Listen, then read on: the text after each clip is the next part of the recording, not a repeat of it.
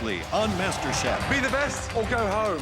From the thousands of home cooks that applied, I need this so bad! only 18 made it into the MasterChef kitchen. This place will make or break you.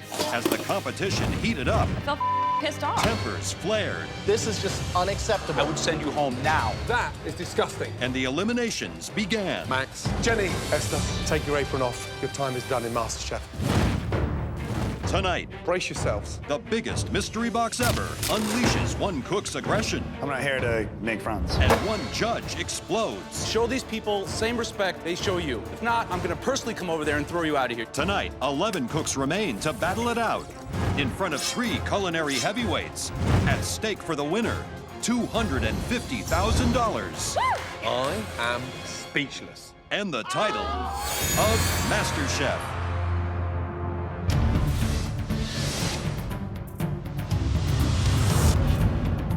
Come over, guys. Today's another mystery box, and I know I'm the best one here. I'm not here to make friends, so I'm gonna win. 2 stations. Christian thinks that he's the best thing since sliced bread. And Christian can run his mouth all he wants. But I'm gonna prove that I'm a better cook than Christian. What the hell is that? We're looking up at the judges standing in front of a huge mystery box that could be anything. Today is unique because there are 2 mystery boxes. One in front of you and one huge box in front of us. As with every mystery box challenge, the contestants have to prepare, cook, and present one incredible dish using all or some of the ingredients inside the box. First, let's start with the box in front of you. 1, 2, 3. Bacon. I lift up my box, I see a bunch of vegetables, I see some puff pastry, some butter, but they've got a giant mystery box too. I mean, this thing is casket size. Right, you're still missing an ingredient. And that item is in the biggest mystery box we've ever had. Come on down, let's open it. Let's go. Oh my God. It's really nerve-wracking to see a box that large. I'm actually thinking there's probably a person inside there, and they're gonna come out and cook, and we have to replicate that or something like that. Brace yourselves.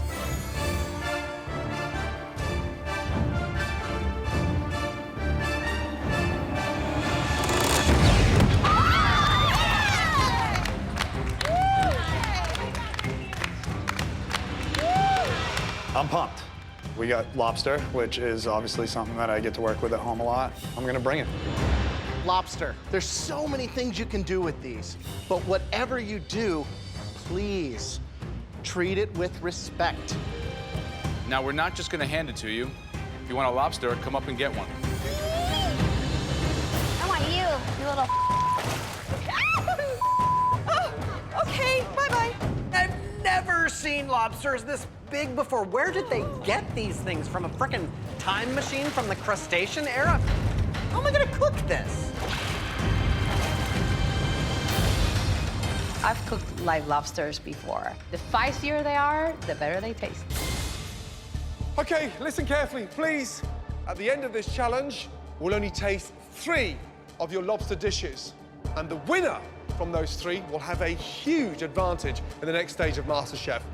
You've all got 1 hour and 15 minutes to make a beautiful, sumptuous lobster dish. Okay, are you ready? Yes, Chef. And your time starts now. I grew up on a farm. I've killed my pets to eat them.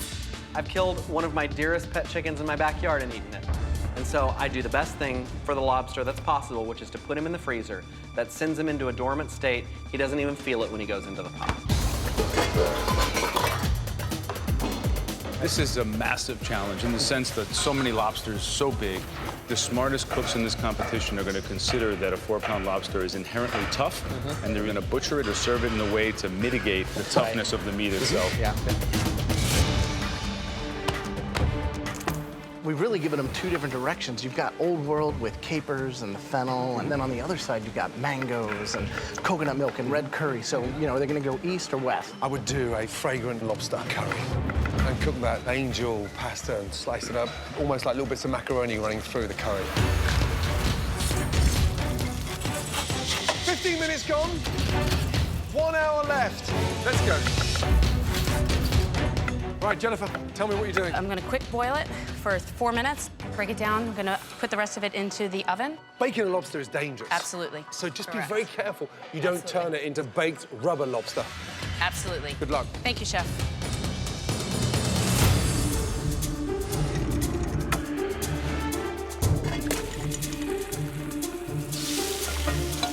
Cook any lobster yet? Not yet. I just started poaching him a little bit so I can get him out of his shell. I'm gonna do a little Palms Maxim for the top. Wow. And a little fennel puree. You think you're clearly the front runner because of where you come from and you have your experience with... I think I got a pretty damn good chance. Out of everybody here, Christian knows lobster, but his arrogance and not having any respect for the people around him have, I think, gotten to everybody in this competition. 40 minutes remaining, everybody. 40 minutes. What are you doing? I'm gonna do a potato gnocchi, and I'm going to use the tail of the lobster. How are you going to cook that lobster? I'm going to poach it just till it gets firmed up instead, and I'm gonna shock it real quick in ice so it doesn't overcook. Shocking lobsters in ice water for too long takes away the flavor. Good luck. Thank you. Alejandra, you seem very comfortable with not just the lobster, but with the ingredients. I love Asian food, Chef, and when I saw the coconut milk, the lemongrass, and the ginger, I knew exactly where I was going. Just over 30 minutes. All right, Derek, what do you got for us? I'm going to try butter poaching it. First time? First time. You think Chef. that's a risk worth taking? I do, Chef, because I really need to sort of step up my game. Okay. Aaron is out of his comfort zone. I saw him smearing almost like this sort of garlic butter over this curled lobster tail. That was shocked. Christian's making a butter poached lobster with Palms Maxime. Very restaurant-style dish, but he's butter poaching the lobster, which can work for a pound and a half lobster, but 4 pounds, it's a different story.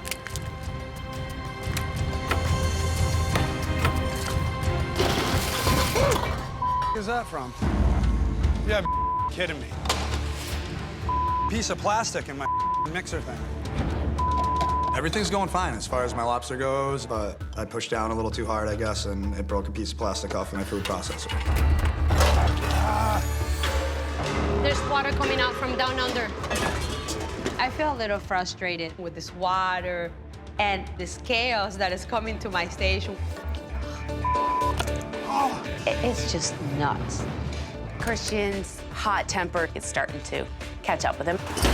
And honestly, I think he's being a... My dish is going down the toilet. I'm gonna have to come up with something. Can I get some new pasta? I mean, that's... Can I get some new pasta, please? I have shellfish stock leaking all over the place, and I had to get new pasta. I have some pasta. Christian. Thank you. I got it. I'm really just pissed off that things weren't going my way, but I'm still gonna make the best dish I can. I know my sauce tastes good. My gnocchi is good texture. Presentation, I know, is one of my weaker points, so I just got to push myself and make stuff look a lot prettier. 60 seconds to go. Start putting those finishing touches. In the Mystery Box Challenge, the judges select just 3 dishes to taste. The winner will receive a huge advantage going into the next round. 10, 9, 8, 7, 6, 5, 4, 3, 2, 1, and stop. Oh, my God. Well done. At this point, despite the chaos, I know I'm in the top 3. My lobster was cooked really well as you could cook a 4-pound lobster. From here, the winner of today's Mystery Box Challenge will have an enormous advantage in the next stage of MasterChef. The first dish we'd like to see up here was singled out as a all-round restaurant dish that each and every one of us would see on our menus. That dish belongs to Derek. Oh, congratulations. Wow. Slow down. Don't drop it. Don't drop it. I just feel great. That risk I had taken for this, it's paid off. Tell me about the lobster here. You've got a puff pastry base with a roasted garlic potato puree, a salad with yellow tomato, red tomato, some mango, and then it's a butter poached lobster tail on top. What I'm hopefully going to get here is contrasts. Base, acid.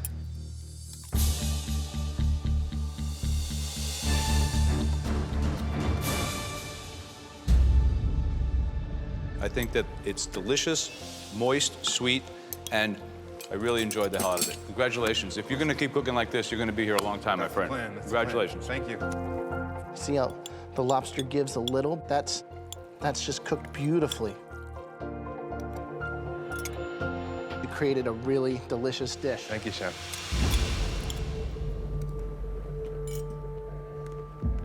Lobster's delicious. You've lifted the elegance to a completely different level. Congratulations. Delicious. Well done. Hearing such successful people tell you great things about your food, that's something that's never gonna get old. That just feels good. The next dish had a great use of curry, mango, tropical flavors, really, really popped. Alejandra, can you please bring it up? Oh my God. I saw you put these in the pan. The sizzle was hot, and leaving it in the shell, brilliant. This is a Thai-style red curry lobster. So tell me about the sauce itself. I reduced some of the shellfish stock that was provided with some celery, ginger, lemongrass, and the Thai basil, which fresh. Amazing.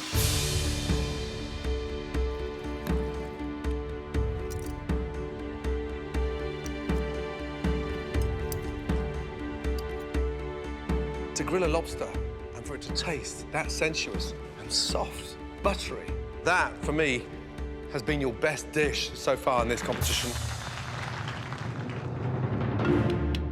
All right, before I call up dish 3 of 3, is there anybody out there who thinks their dish should be that third?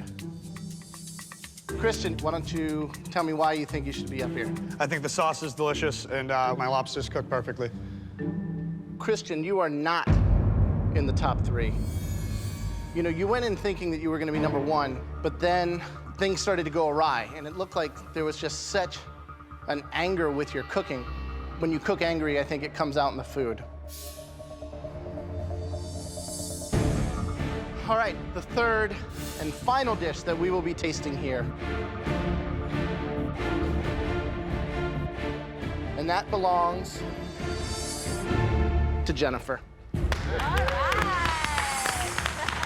I think Jennifer sucks, and it makes me feel like because I don't think she has as much food knowledge as I do. So how does it feel to be up here again? Feels awesome. Feels really great. Walk us through the dish real quick. I took the whole lobster and just slow basted it, and I braised off some fennel, did puff pastry, did lobster whipped mashed potatoes with roasted garlic.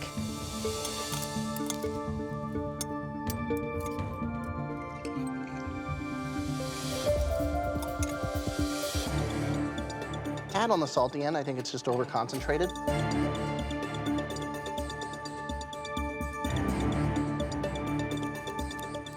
Together, it just has a really nice rustic nature. The fennel it just looks wonderful. I love that you roasted it. The puff pastry, adding the textural contrast against the creaminess of the lobster mashed potatoes, all of it works beautifully. Thank you, Chef. Well done. Thank you so much. Hey, Christian, why don't you have the same respect for these people that they do for you? Put the silverware down and behave like you belong in this kitchen and show these people the same respect they show you. Because if not, I'm gonna personally come over there and throw you out of here. You show no respect, and I'm not gonna deal with it. Christian is very confident in his cooking, but needs to stop being an I don't think that's gonna happen.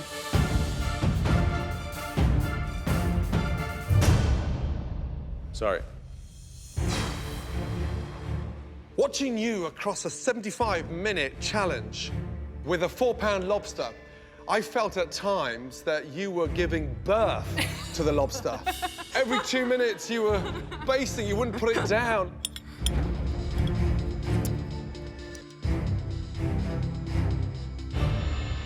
It's delicious. Thank you, Chef. It's got that rustic charm and smart, cooking with the oven door open, closed, and adjusting to the sort of speed of the butter basting the lobster. Congratulations. Thank you, Chef. Another big hit. Well done. Thank you.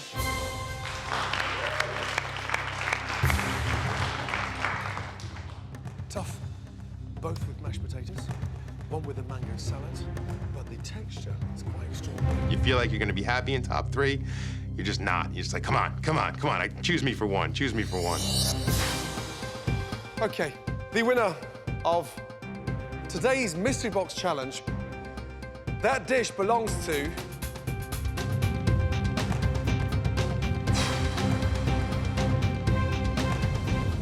Jennifer. I got a quick glance at Jennifer's dish. Was it the best out of the best? No. I think my dish is a lot better. Thank you. The second mystery box in a row.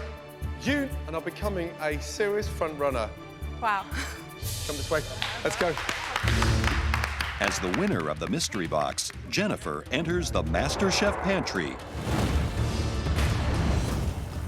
In this challenge, somebody will be going home, and Jennifer is now in control with a huge advantage. We're about to show you 3 amazing ingredients, and you'll get to pick which one everyone will cook with today. Today's theme ingredients are aphrodisiacs.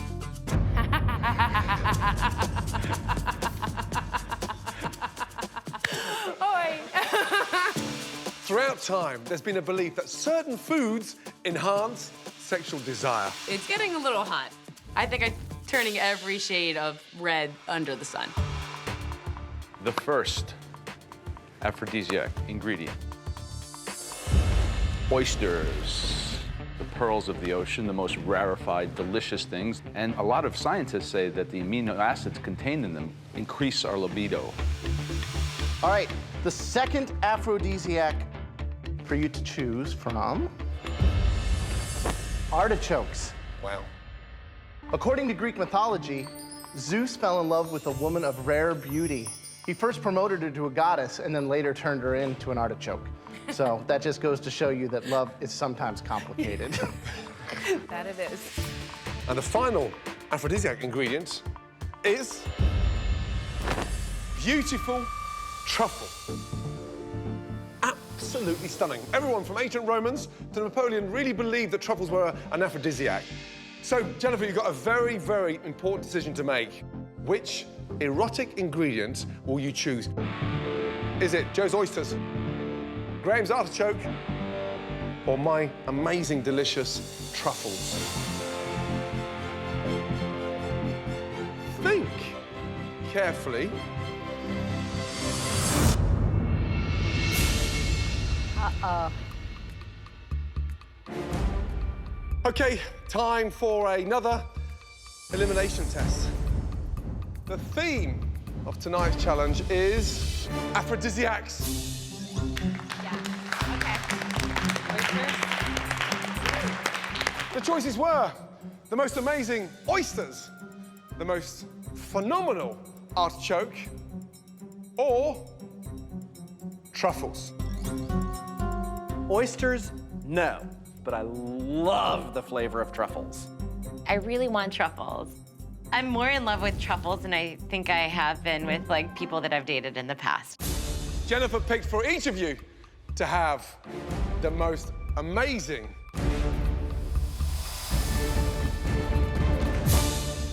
$500 black Pergo truffle each to cook. Settle down, Ben. A little aroused, sorry. For winning the previous challenge, Jennifer, you get another advantage. You don't have to cook today. But here's the difference. You can stay and participate in this elimination challenge, or you take this glass of bubbles and you disappear up to the gallery. If you lose, you could be eliminated. Think carefully. Take the champagne. I came here to cook. That's what I came here to do.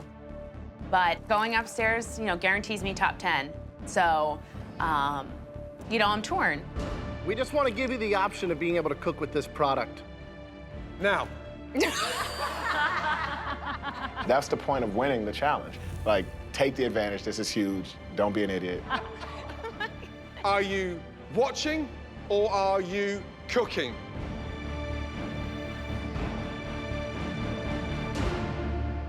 I'm gonna stay and cook. Wow. I'm not that type of person to put my tail between my legs and walk up the stairs. Ballsy. It's automatic top 10. I want to cook my way into the top 10, and I'm hoping I don't go home. Incredible. If you, over the next 60 minutes, produce the worst tasting dish, you'll be leaving MasterChef. Understood. Wow. 60 minutes to create something unique and romantic. Are you ready? Yes, chef. Your time starts now. The contestants have just 60 minutes to transform this expensive aphrodisiac into a dish worthy of the judges' affection.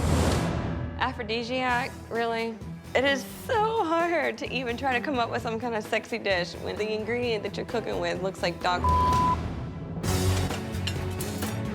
Careful, Giuseppe. How lucky are they? When you go from reading about them and hearing about them and then holding a real truffle, it's just a great moment. I'm amazed the little ingredients in Jennifer's basket. There's 6 items in there. Right now, she could be standing up there, watching them. Is she mentally psyching out her competition? That takes a big pair of balls. She is definitely focused and confident, and I think that that was an incredible move to do that. What would you do, Joe? I would do a whole egg yolk inside a ravioli, truffles on the inside, fused butter, truffles on the outside. Yes. Simple, simple. Truffles, turn on, big turn on. My husband would find this sexy, but whether or not the judges find it sexy, total different story. I don't get sexy in the kitchen. I get sexy in the bedroom, you know? Just over 40 minutes to go.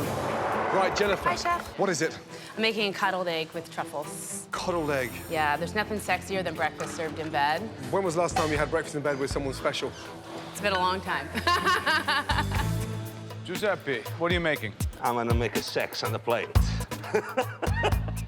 I'm making tagliolini with mushroom, spinach, pancetta, and truffle.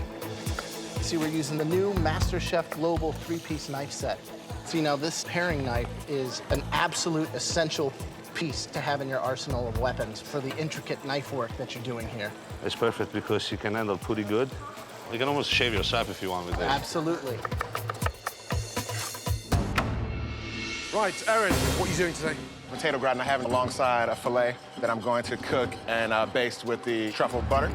I have it actually marinating right now. You're marinating red wine? Yes. And that's a fillet? Right. So if you marinate it, make sure that you sear it, don't boil it, yeah? Yeah. Good luck. So I think you have 2 camps of people out there. I think you have the inexperienced people who think that truffles have to be put on a steak, mashed potatoes, and a vegetable, and those people who are creative, like intuitive truffle dishes that support the flavor. I got really nervous when I saw what Erin was doing. He's doing a marinated fillet steak in red wine. Yeah. Cooked in truffle butter. Has inexperience written all over it.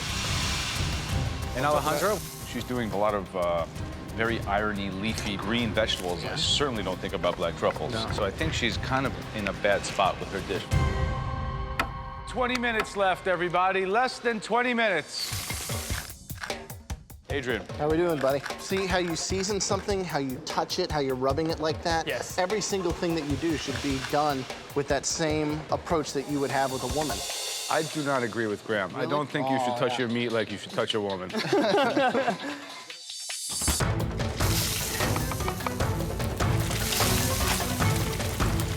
Looking at my steak, and I know it's burnt. Less than 10 minutes to go. I'm just looking at the clock, thinking what to do, what to do. I pull out my potatoes, and they're just a mushy mess. I let it overcook, and I'm screwed. Make it count. In this elimination challenge, the home cooks race to complete an aphrodisiac dish featuring a $500 truffle. Shave that truffle thinly. If their entree fails to stimulate the judges, come on. At least one of our cooks will be going home. 90 seconds to go. I've got a good dish today. As long as I get everything on the plate, I'm gonna be all right. Everything's tasting really good to me. If my egg is running, I know I'm a gunner. Here we go. We're coming up to the last 10 seconds. 10, 9, 8, 7, 6, 5, 4, 3, 2, 1, and stop. Well done. Okay, let's start off with Tracy, let's go. What do you got?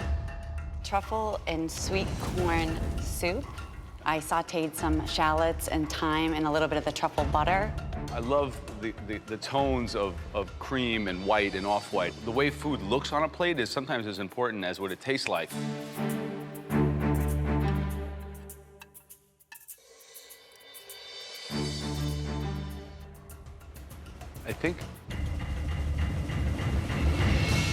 I think that this dish is light, it's ethereal. The sweetness of corn, the sweetness of cream create a platform on which the truffles can stand and play.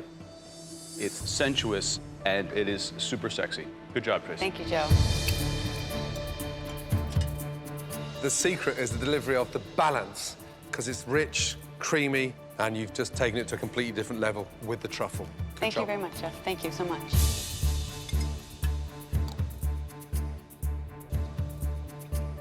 It's silky, it's velvety, and I want to go to third base with it. So, good job. Christian, let's go, please. I'm feeling pretty good about my dish. It's all very cohesive and delicious. Wow. What is it? This is a truffle-infused custard with a little truffle ragu on top. This is a truffle-creamed mushroom sauce over a filet.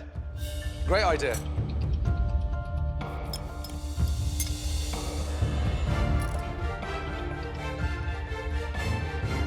It's smart. Yeah, it's technical. You've got a hit. Delicious. I'm very happy, and to be able to come in and make something that I've never made before and nail it the first time, I think it speaks a lot for who I am and why I'm here. Giuseppe, please come forward. This is tagliolini with mushroom, spinach, and pancetta. And of course, truffle. Tell me the story behind this dish. Yeah, I'm very attached to this dish because it reminds my first date with my wife. And Okay. I love my wife. So. Yeah, well, from the heart kind of cooking, right? Yes.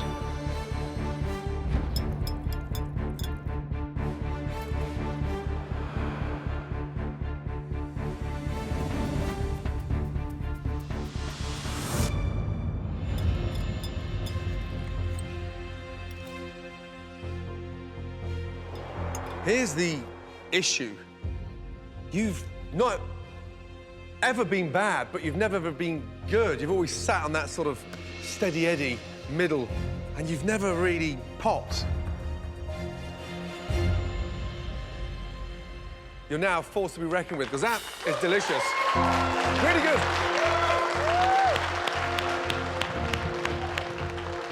Finally, redemption for the pasta. All right, Adrian. So far, the home cooks are impressing with their dishes. Can 28-year-old Adrian keep things on track?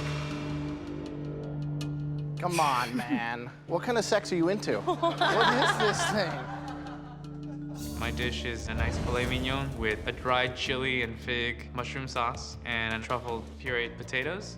Should be served in a bowl. Right now, all I taste is chili. Visually, it's appalling.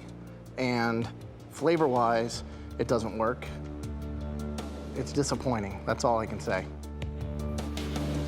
What a shame. I look at that. It's like you've got hold of my granddad and turned his colostomy bag on your plate. I mean, it's putrid. Surely you can put food on a plate better than that. It does look like it's inconceivable. You shouldn't be splodging food on a plate now at your level. I don't even know if you were listening to what we asked for. This is a competition about aphrodisiac foods, foods that are beautiful to look at, that make you feel beautiful.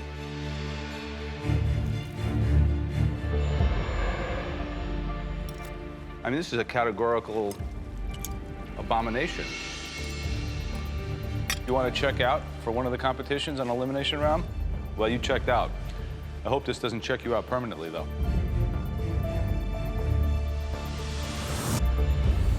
You can do better, Adrian. You can do better than that. Okay, Aaron, let's go.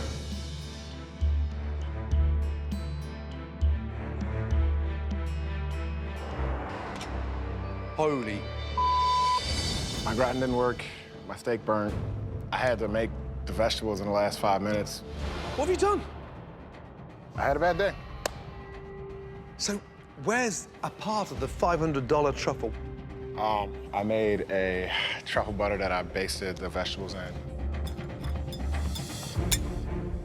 I had to put something on the plate. Come on. My gratin didn't work.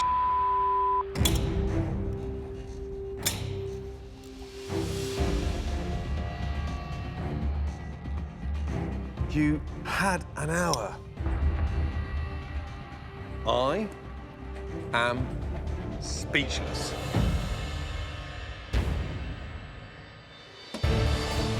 So, is there anything you're happy with in this dish? Nope. Nothing. Nothing. You're in the PR biz. How would you sell this? How would you put a spin on it? I wouldn't. All right, I'm not selling it.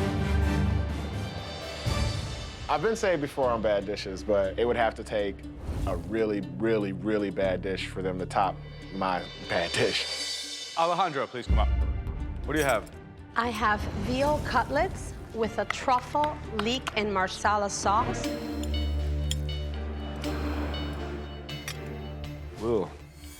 Slimy, sludgy texture around the veal itself. Not very good.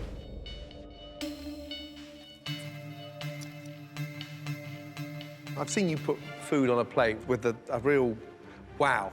That does not scream wow. Okay, the lady that we hope hasn't got egg on her face, Jennifer, let's go. I hope they cut through that and it's like a hard-boiled egg in there. I want to see Jennifer go home. You could have been watching 10 of your fellow contestants battling it out, but you chose to cook what? Cottled egg with truffles. We have pancetta in there, 3 mixed cheeses in the bottom, Thai pepper for a little heat. It looks wobbly.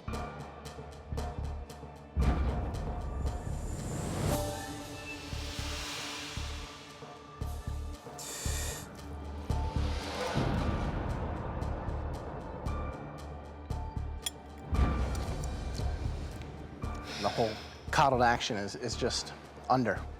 We both know it. Instead of coddled egg, it's like a wobbled egg.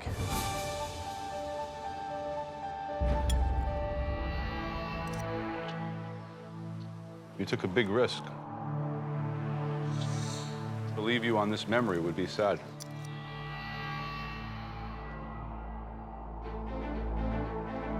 You were in control. And you didn't have to participate. Thank you.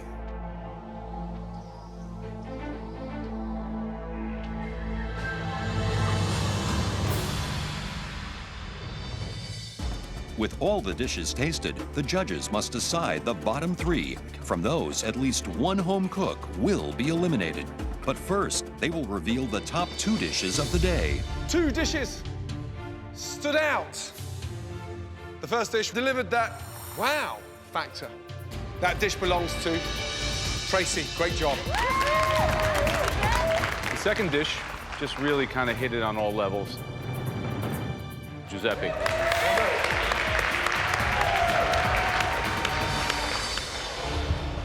Today is an elimination challenge, and at least one of you will be leaving MasterChef.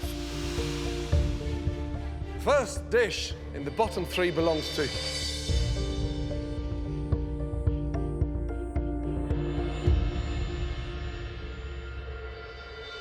Aaron, please step forward. I'm really disappointed. I'm embarrassed. And I know that I'm just gotta take it like a man, so it is what it is. Are you surprised to be here? Not at all. Okay. The next person, Adrian, come up and join us. I don't want to go home, but I just know that it looks like that's warrant enough for me to go home. That dish was as bad gets, and I know you're a good cook. I don't know if this means the end of the line. Okay, the third dish in the bottom 3. And That dish belongs to... That dish belongs to...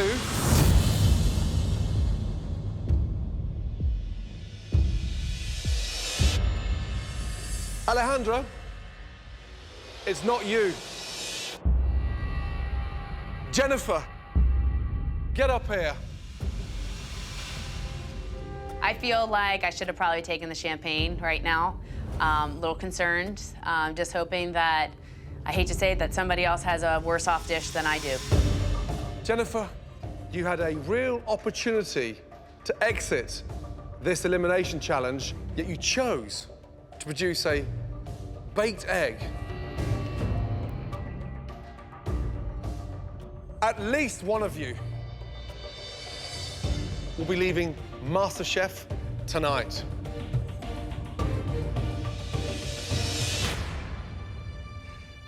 Jennifer, step forward. Being bold is one thing. There's no time to be stupid. Take your apron.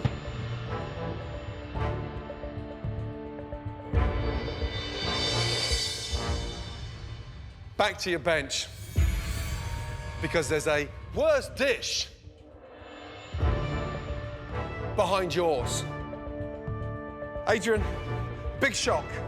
That was a surprise for all three of us. You're really pushing it too far, and tonight was one of those occasions. Aaron, you sounded comfortable to begin with, but across those 60 minutes, you lost your way. Here's where we are. There is one dish worse than we've ever seen, and I am giving that individual an opportunity to step forward gracefully and to take their apron off and acknowledge that their time inside MasterChef is done.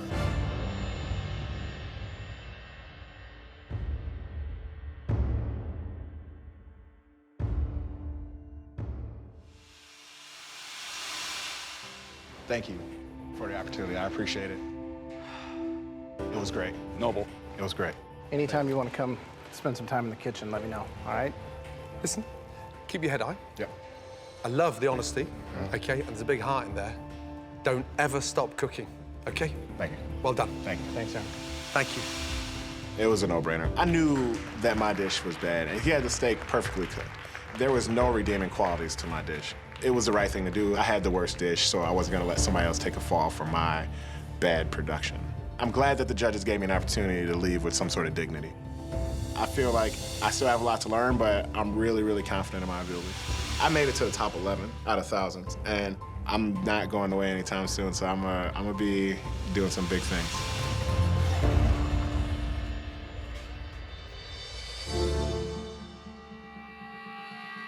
Adrian, get your head out of the sand and bounce back. Get back on your station. I need to get my head in the game and pick myself up and say, you want this. I really have to give it all I got. You are now the top 10 in this country from thousands of entrants. You've now got a 1 in 10 chance of becoming America's next MasterChef. Good luck. Good night.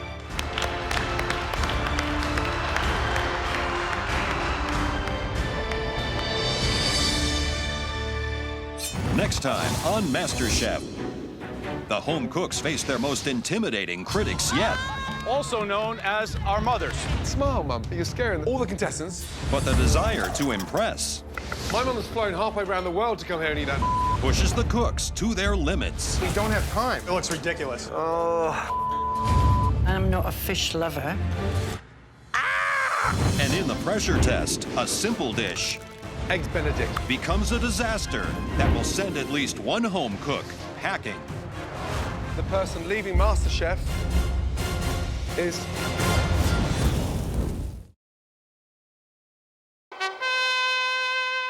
Previously on MasterChef, the biggest mystery box ever unleashed one home cook's aggression. I'm not here to make friends. And one judge's fury. Show these people the same respect they show you. If not, I'm gonna personally come over there and throw you out of here. And Aaron was sent packing. You're done inside MasterChef. Tonight, the home cooks face their most intimidating critics yet. Also known as our mothers. Smile, Mum. You're scaring all the contestants. But the desire to impress My mum has flown halfway around the world to come here and eat that. pushes everybody to the limits. We don't have time. Oh, it's ridiculous. I'm not a fish lover. And in tonight's pressure test, one more home cook's MasterChef dream will end. The remaining 10 amateur cooks have been summoned to a California hotel where they'll be split into opposing teams to cook lunch for the most daunting VIP guests ever. Good morning. Good morning, Chef. The losing team will face the dreaded pressure test where one more cook's MasterChef dream will die. Your task today will be to cook a stunning three-course meal for 3 very tough critics who, in our opinion, are the toughest critics we've ever known. The thought of facing food critics has us all completely rattled, especially myself. I just have a ball of nerves ready to explode in my stomach. So, Tracy, Giuseppe, you had the best dishes in yesterday's elimination test. So today, you'll be team captains. Let's go. Huh? I'm excited to be the captain. It's just time to prove that I can be a good leader. Tracy. The first person I'm gonna pick has, I think, my level of passion and love for food. So I'm gonna pick Adrian.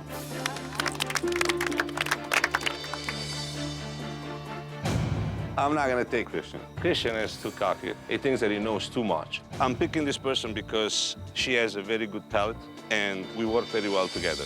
Who are you picking? Alejandra. Christian. Interesting. Ben. Jenny. Susie. Okay, Christine, here we are. I'm used to it. Yet again, you're in the bottom 2. Yes. I guess I like being on the bottom. All right, get on my team before you say anything else. Yay, not last. Picked last. Derek. All right, it's time to meet your guest judges for today. Throughout our careers in the restaurant business, these critics have never failed to kick our ass. But at the same time, they've been very quick to praise our triumphs. They're arriving now. Where? The judges are saying that these are the toughest critics that they've ever had. I'm thinking maybe it's Anthony Bourdain. Here they come. The mothers!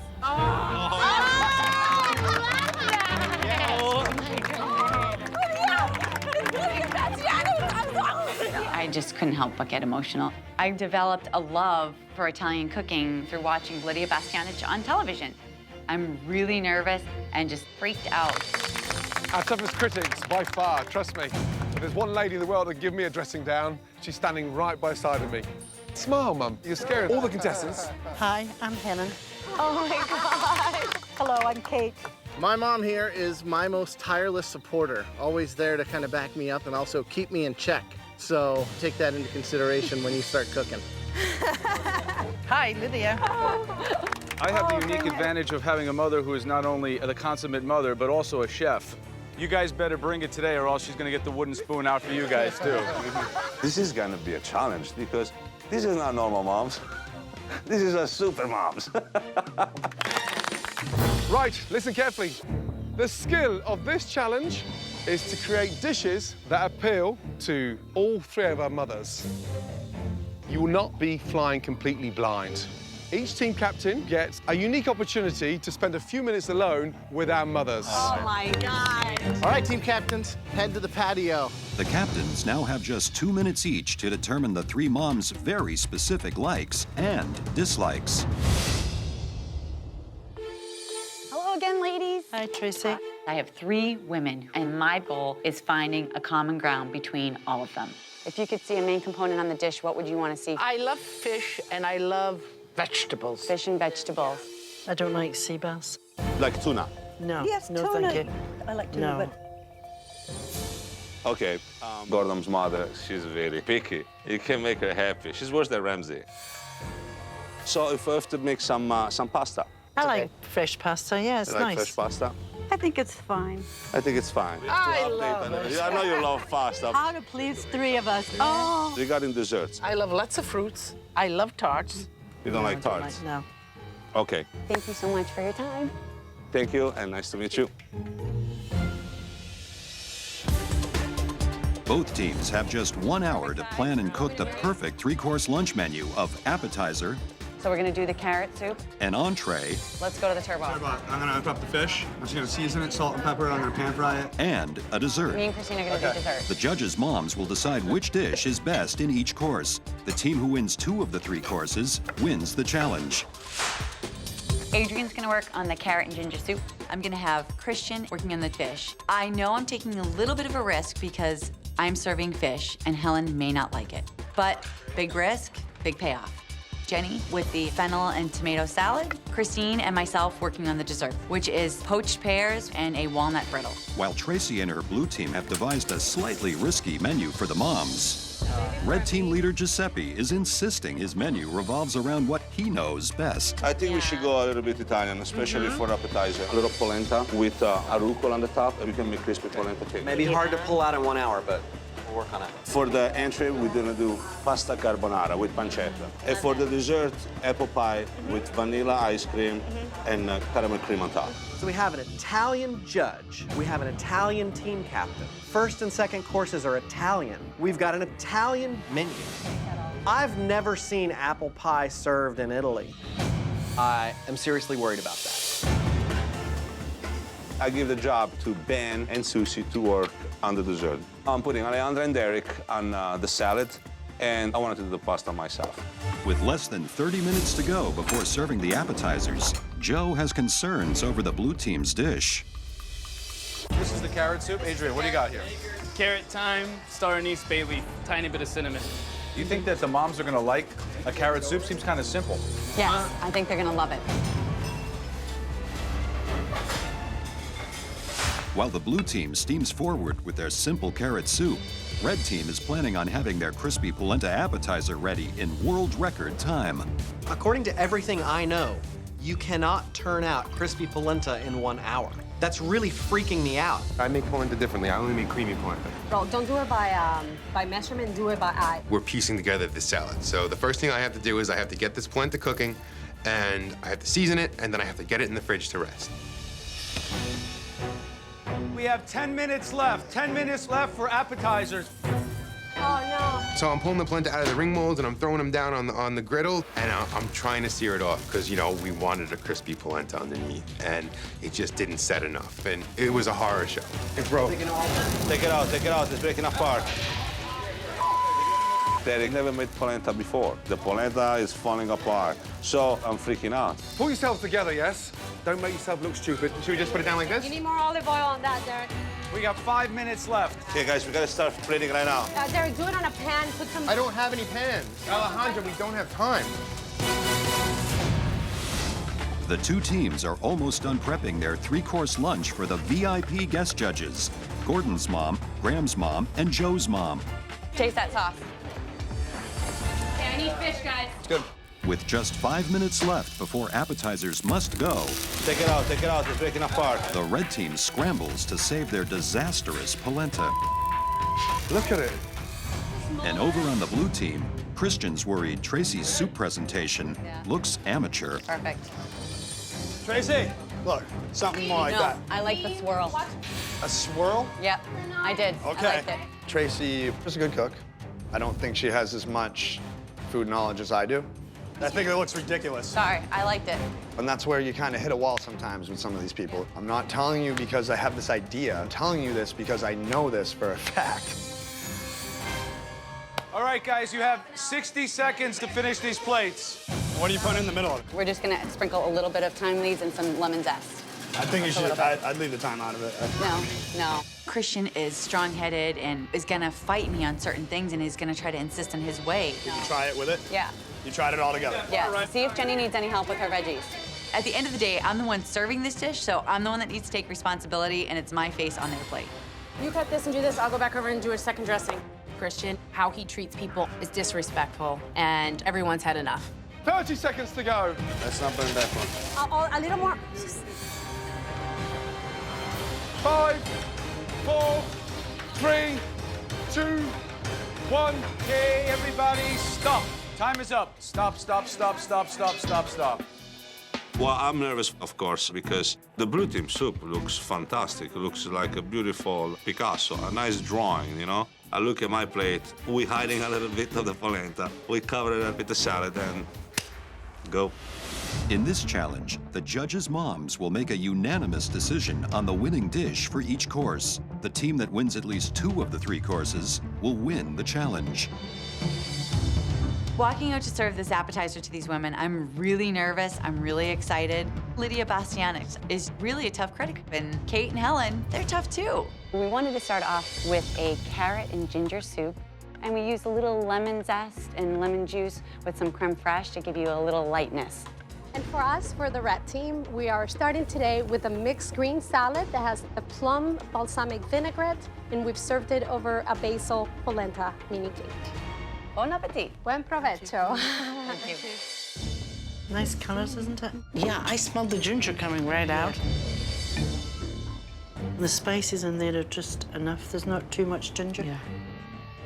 Should we go on to the salad? What do you think, ladies? The vinaigrette, this is beautiful. Did you like the polenta? Did I ever have it like this in a salad? No, not really. In a salad? No. I think it's delicious. Hello, ladies. How are you Hello. enjoying your appetizers? Kate, tell me about the carrot soup. I think it's beautiful. I love the color, but I found it a little bit sweet. Okay, Mom, what do you think? It looks beautiful, but I was looking for that carrot. I didn't find it. Let's talk about the red team salad. Very tasty. The flavors were lovely. The one thing that I would have liked, maybe a different choice of greens. Back in the kitchen, both teams have just 10 minutes to perfect their entrees. I know Helen Ramsay isn't like super in love with fish, but if anyone is gonna make her a true believer in a fish dish, it's definitely gonna be Christian. It's already got a lot of texture to it. It's not a piece of meat, it's a piece of fish. While the blue team's risky fish entree is on track, Behind you with a hook hand. Team Red is confused over their spaghetti carbonara. You're not making the pasta yourself? I'm thinking like, wait a minute, you're using pre-made pasta? You're not making the pasta? No, I'm gonna mix spaghetti. I, for some reason, thought that Giuseppe would be making the pasta from scratch, and it's fine. Yeah, I thought so. Okay. And no, he's using actual pasta? Yes. Everybody thought that when Giuseppe said, I'm making pasta carbonara, he meant that he was making the pasta himself. No. You're gonna boil store-bought pasta for Lydia Bastianich. You don't do fresh pasta with carbonara, you do dry spaghetti, and that's it. You need to put something on top of that, like some form of vegetable. Poached egg. Poached egg. Despite Red Team's concern, Giuseppe is adamant all Italian chefs use dry pasta in spaghetti carbonara. I can't put on carbonara something that doesn't belong to the carbonara. It's like doing a pizza with a lasagna on top. No, the pasta's gonna go on the egg. It's gonna put the parmigiano with the pancetta. Let's go. Giuseppe, please. Come on. You're like half dead. Where's the energy gone? Like that. One. One more. I got one. 3. Talk to me, guys. 2. Stand back. 1. Perfect. All right, let's go. While the blue team is taking a big gamble with a fish dish for Gordon's mom, Giuseppe is sure his carbonara, made with store-bought pasta, will give fellow Italian Lydia an authentic taste of home. Ladies, thank you from Team Blue. We prepared Panzered Turbo with a white wine beurre blanc sauce. We shaved fresh fennel on top of our lightly dressed watercress salad with honey, lemon, vinaigrette. Okay, from the red team, I made the pasta alla carbonara. It's a classic. It's a pasta with eggs and pancetta and Parmesan cheese. Buon Thank appetito. you so much. Enjoy. Enjoy. This looks good, huh? Yeah. It smells delicious, doesn't it? Nice, yeah. It's fabulous, all these pretty colors. I think it's great here, the way it is presented. No. I'm gonna get into the pasta, for me at least. It really is cooked right. Ladies! So, Lydia, what were your thoughts on the red team? Nice pasta dish? I think it's a very good rendition of carbonara. Yes. The ratio of the bacon and maybe the eggs is also right on. I was really disappointed in it. I find this very dry. Mom, what are your thoughts on the turbo, the blue team's fish? I love the blue team's fish. I love the way it looked. I love the way it tasted. I liked the variety of the different ingredients. I would have liked it maybe just a little bit more acidity into it. Helen? I'm not a fish lover. But I've changed today. Wow, convert. I liked everything about it, and I've eaten it after today. Thank you guys so much. Back in the kitchen, Just under 3 minutes to go. both the red team and the blue team race to finish their dessert courses. If the ice cream does melt a little bit, it'll just drip down and you'll have this awesome pool to dip stuff in. The red team is thrilled with their individual apple pies. Over on the blue team, Tracy and Christian are at war again over the presentation of their poached pears. I think that they look better whole. Team? You don't serve a pear with a core or a pit in it. Don't let them throw you off. I would say cut them in half. All right, if you guys think so, we'll do it. Yes. Is that it? Is that what we wanted? A third of a pear on each plate? No, Chef, it's not what I originally wanted. It doesn't even look like a dessert, Tracy. Tracy, there's one team entering a pressure test tomorrow. I know, Chef. And on the back of that, at least one of you will be leaving MasterChef. Guys, pull yourselves together, yes? My mum's flown halfway around the world to come here and eat that. 2.5 minutes to go. Tracy, put your nuts on now. Nuts on now. Time is running out. I'm looking at my dish, and I'm just not thrilled with the presentation. I know that we're gonna have to change the game plan. I don't care. We're putting a pear in each one. While Tracy panics and adds last-minute whole pears to blue team plates, red team's apple pies have gone exactly to plan. I'm looking at the blue team, and I look at my dessert, and I'm thinking in my mind, we got this for sure. This is beautiful. Look at it. 45 seconds to go. Finishing touches. I'm scared. Super scared. The red team made a beautiful apple pie, and dessert has been the hiccup of every team that has lost. 10, 9, 8, 7, 6. Where's the caramel? 5. Caramel, 4, caramel. 3, 2, 1, and stop.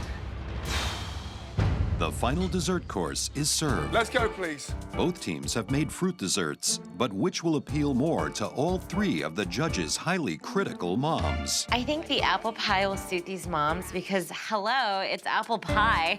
If they're really looking for an exceptional dish, I think we have it.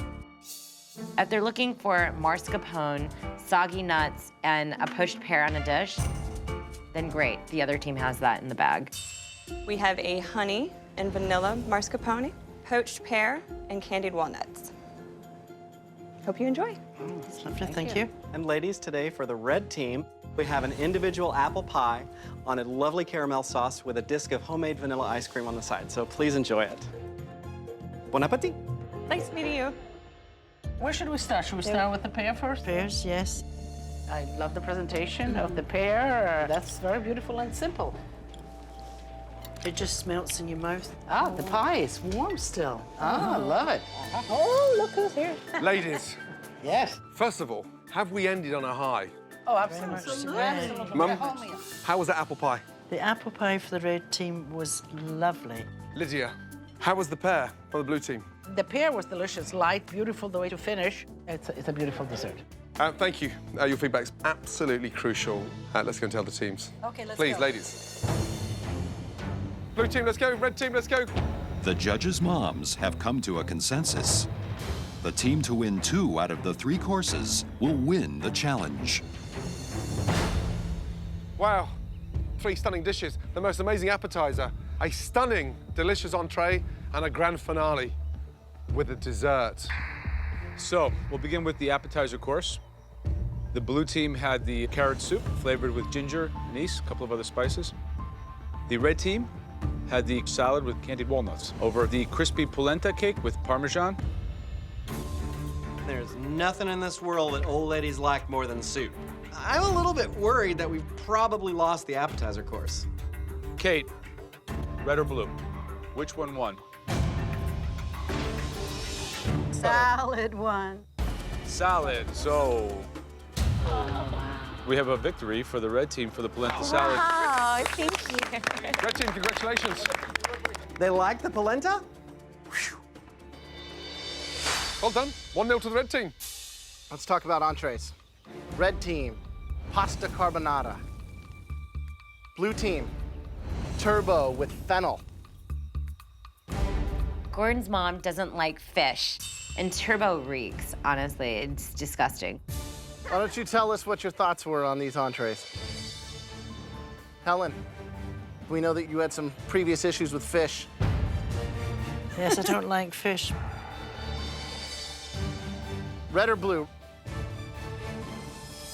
The fish was lovely. The blue team. Wow. Thank you. Wow. Thank you. Thank you very much.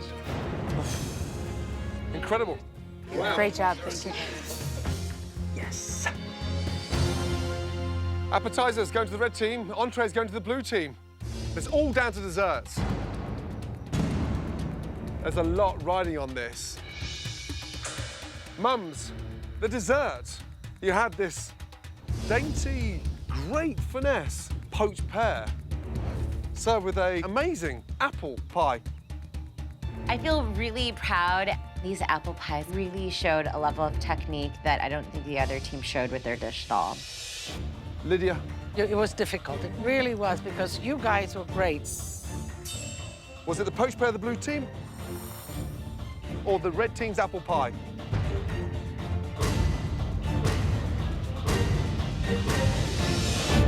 The poached pear, the blue team. Poached pear! Yes! Blue team, congratulations. Congratulations. Thank you. Thank you. Thank you, Chef. Tracy, how'd you feel? Speechless. The pear? Really? Your apple pie was delicious. The one technicality is that the ratio of dough to the filling was much greater. You had 2/3 ratio and it was too much dough. I'm shocked. I'm shocked that we lost on this dessert. Red team, you will be facing a very difficult pressure test where at least one of you will be leaving MasterChef. Blue team, red team, get out of here.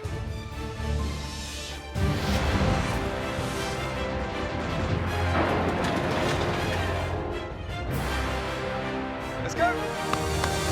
As the losers of the team challenge, the red team must now face a pressure test in the MasterChef kitchen, where at least one contestant will be sent home.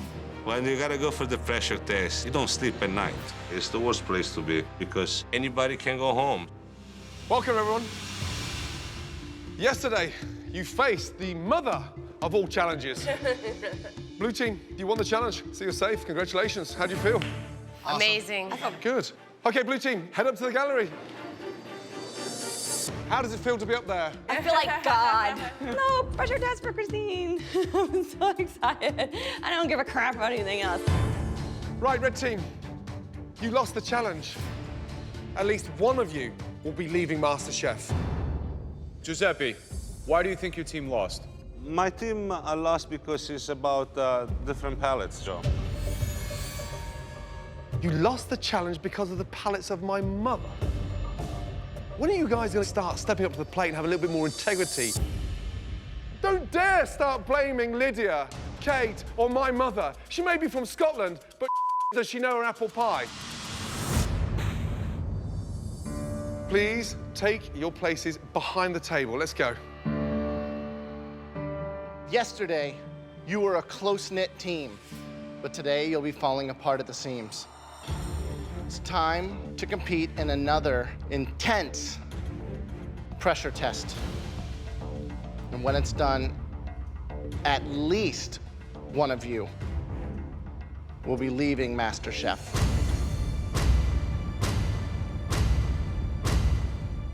Red team, the theme of today's pressure test is Eggs Benedict. Yes! Sorry, Chef. I could not stifle that scream of joy because I knew this is something I've got in the bag. I make Eggs Benedict from scratch every Sunday. It is a completely level playing field now. You'll have all the same ingredients to create for us perfection on a plate. With the Eggs Benedict, the only things that you're really doing, you're poaching an egg and you're making hollandaise. So if one of those isn't good, you're done. Hollandaise sauce, nothing simple about it. It's a very technical sauce. It's super temperamental, can separate, it can seize up, and trust me, it can become the bane of your existence. Okay, we want those Eggs Benedict to be presented at the end of 30 minutes. All of you, head to your stations, please. 30 minutes. That leaves not a second for error. You have to do everything perfectly the first time. What is in front of you, that is it. There is nothing in the pantry, that is it. Your time starts now. In this pressure test, the home cooks have just 30 minutes to prepare the perfect Eggs Benedict. To survive, the dish needs to be executed perfectly. The judges will be looking for technique and taste, as well as presentation. I actually poach eggs very often. This is something that I do at home. My husband loves Eggs Benedict. For me, it's the toughest challenge. Egg Benedict. I never made it before. Hopefully I can succeed today. Classic French technique with this. I'm not gonna do anything crazy. Hollandaise sauce is not something I make a lot. I really need to get things in order and cooking at the proper time. I think with this point in the competition, with the kind of talent we have, this test will really judge them on their technical ability. Absolutely. So you get the hollandaise sauce on first, and that water's got to be a rolling boil underneath, gently, so those eggs don't become scrambled before you add the clarified butter. But the secret is had that lemon juice in there at the end. Right, it kind of cuts through the richness of that buttered egg. This is about time management. You have Exactly 30 minutes to get this done. Just coming up to 10 minutes gone, 20 minutes left. Ben Starr, breakfast man extraordinaire. Yes, sir. Who do you feel scared for today? I know that Giuseppe hasn't cooked a hollandaise before, but he's a really sharp guy, so I'm sure he's gonna produce a We'll give him the benefit of the doubt. Right, Derek. How you doing? Okay, 1, 2, 3, 4, 5 of you left. Who's leaving MasterChef tonight? I don't know. I see a lack of confidence in Giuseppe, but I'm hoping for the best Giuseppe. for him. Oh my God, are you in a tailspin here? Are you panicking? No, actually, I mean, I have the eggs down on time and my hollandaise is done. Did you taste that? Yes, I did. You don't like it?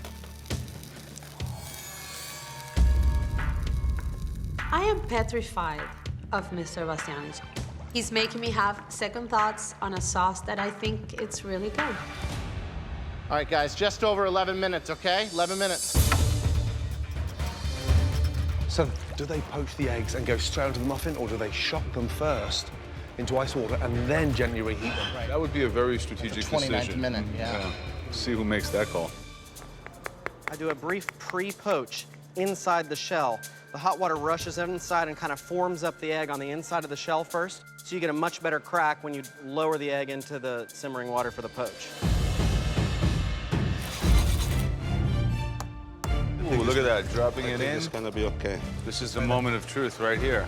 I feel confident. At the same time, I feel, you know, I never made Egg Benedict on. You think you're gonna be here tomorrow then? Of course, I'm gonna see you again. 5 minutes to go now, 5 minutes. What does an Eggs Benedict look like? For me, it's almost like a three-dimensional painting because you can also visually see the textures. Obviously, the hollandaise is soft and creamy.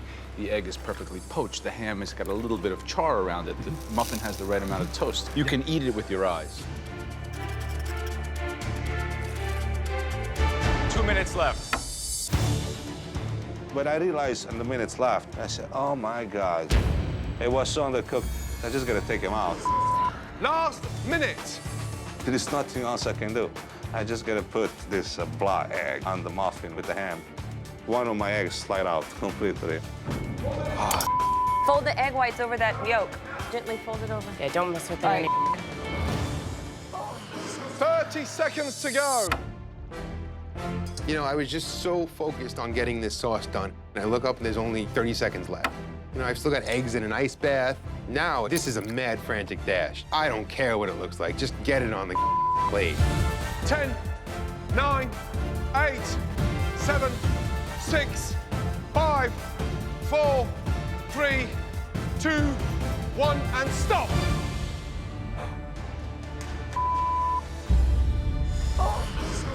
Right, let's go. Bring your plates down to the front bench. In tonight's pressure test, the home cooks had just 30 minutes to create the perfect Eggs Benedict using only the ingredients at their stations. The judges will be looking not only for taste, but for technique. The first thing I see is an egg yolk sitting on the side of Giuseppe's plate. And, oh, my heart just sinks for him. Everybody happy with their plates in front of them?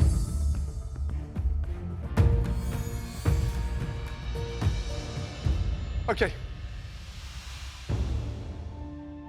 Talk me through it. Yes, chef. We have griddled English muffins and ham, and the hollandaise is made with the chilled butter method rather than the liquid butter. I've never made hollandaise with whole butter. So you got to use more sauce if you're using whole butter as opposed to clarified butter. Egg should be just oozing out when I slice through there, yes? Yes, chef.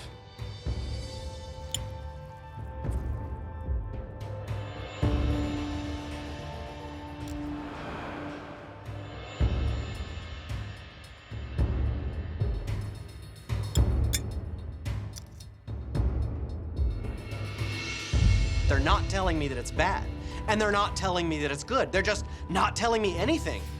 So definitely I'm worried because I'm just getting the evil eye from all three of them. I did one of the worst dishes I could ever make in my life, and I can never forgive myself.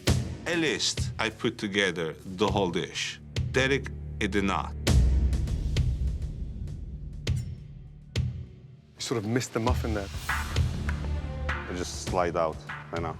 Undercooked? It's a little undercooked. Looks like your egg was embarrassed. It was trying to escape out the door.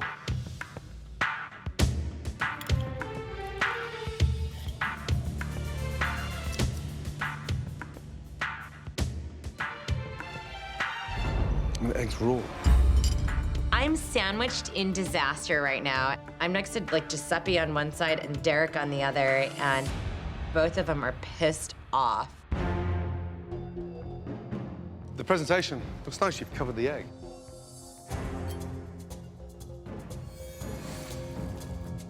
Beautiful.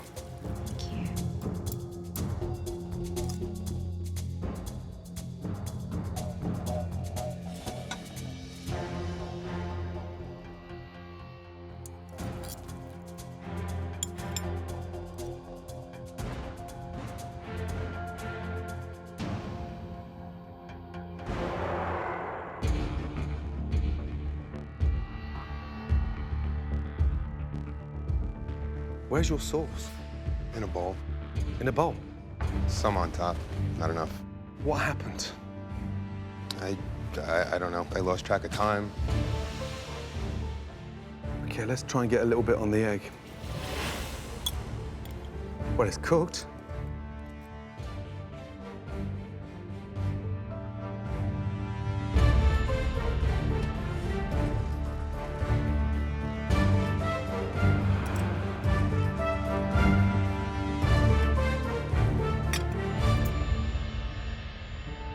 I'm convinced that this is my last dish in this kitchen.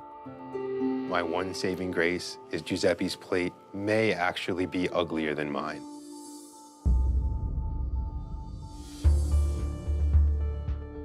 I've toasted my bread slightly. My poached eggs, they don't look like all over the place like some of the other ones. And my sauce made it to the top. I feel confident, actually. How are the eggs cooked? I think they're done perfect. You think they're perfect? They're not. They're definitely overcooked. And the sauce has gone like solidified butter.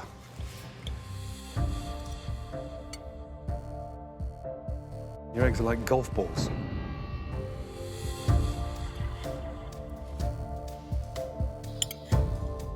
You happy with that egg? Sir. Alejandro, do you miss your husband? Maybe you'll see him tonight. Maybe.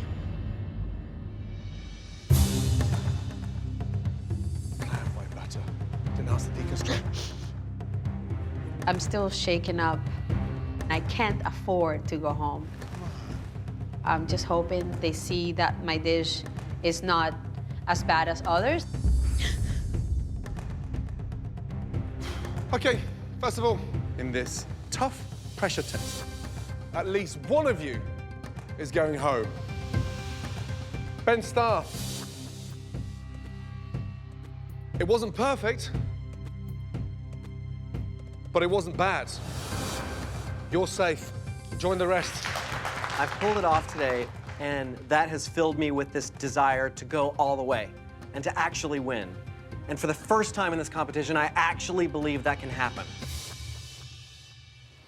Giuseppe, clearly you had a lot of problems with your dish. Yes.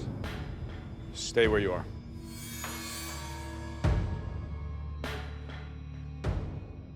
Susie.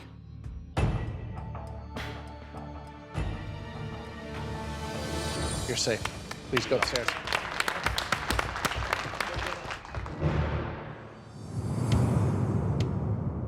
Derek. Stay there. You're definitely not safe. Alejandra, wasn't the best, but it wasn't the worst either. Go upstairs.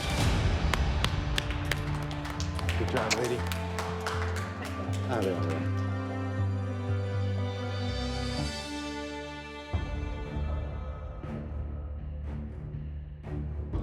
It's a great shame to see either of you leaving MasterChef. It's been a great journey for both of you. But we're basing this decision purely on the eggs Benedict. One had undercooked eggs, one had insufficient sauce. But there is one eggs Benedict that does sit at the bottom of this pressure test. The person leaving MasterChef is... I gave up so much to be here, but I underestimated the eggs Benedict. I thought I could pull that off. It's been a great journey for both of you. But we're basing this decision purely on the eggs Benedict. You know, I've had some close calls. I've been up, I've been down, but this is definitely the lowest I've been. And if I go home for eggs, that's gonna be a tough one to get over. One had undercooked eggs, one had insufficient sauce. But there is one eggs Benedict that does sit at the bottom of this pressure test.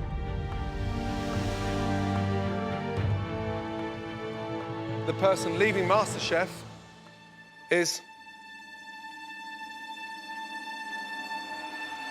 Giuseppe. You, across this competition, have been a breath of fresh air. Your passion is extraordinary. Your heart is one of the biggest we've ever seen inside this competition. Thank you, Chef. Do not ever go back to selling granite. Keep cooking. All right, Chef, thank you. Come say goodbye. All right,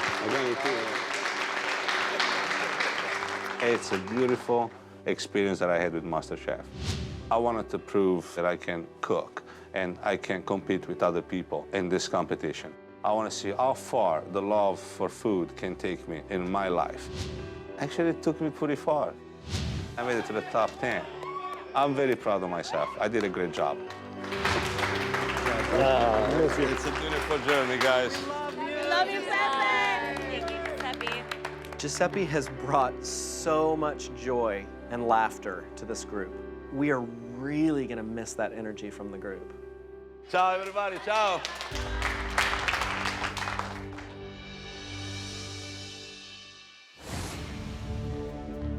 Derek, are you done in MasterChef? Have you peaked? I got a lot of cooking left to do. Get up there. I know I really have to, like, step up my game now. This is definitely the lowest I've been, and I don't ever want to be here again. Next time on MasterChef. A little stressed. 9 remain. One of you is MasterChef. Just 8 more people to knock out. And one home cook finds himself without any allies in the kitchen. I certainly hope I win today. I win everything else, so it's fine. Put your ego back in your head for a second. And stop being an In the elimination test, the cooks serve up their worst dishes yet. Awful. No excuse at this stage in the game. And at least one more home cook's MasterChef dream will come to an end.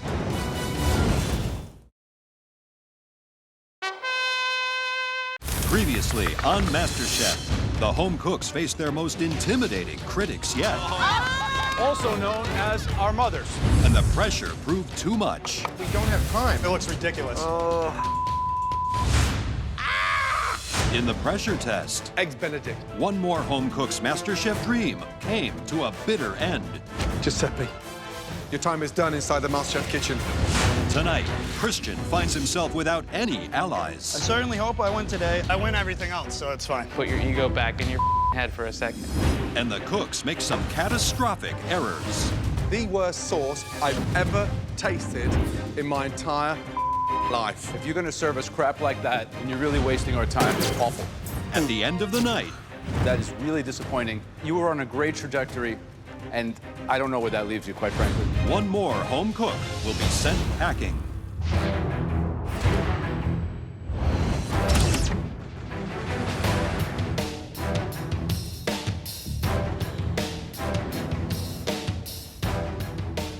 Right, good morning.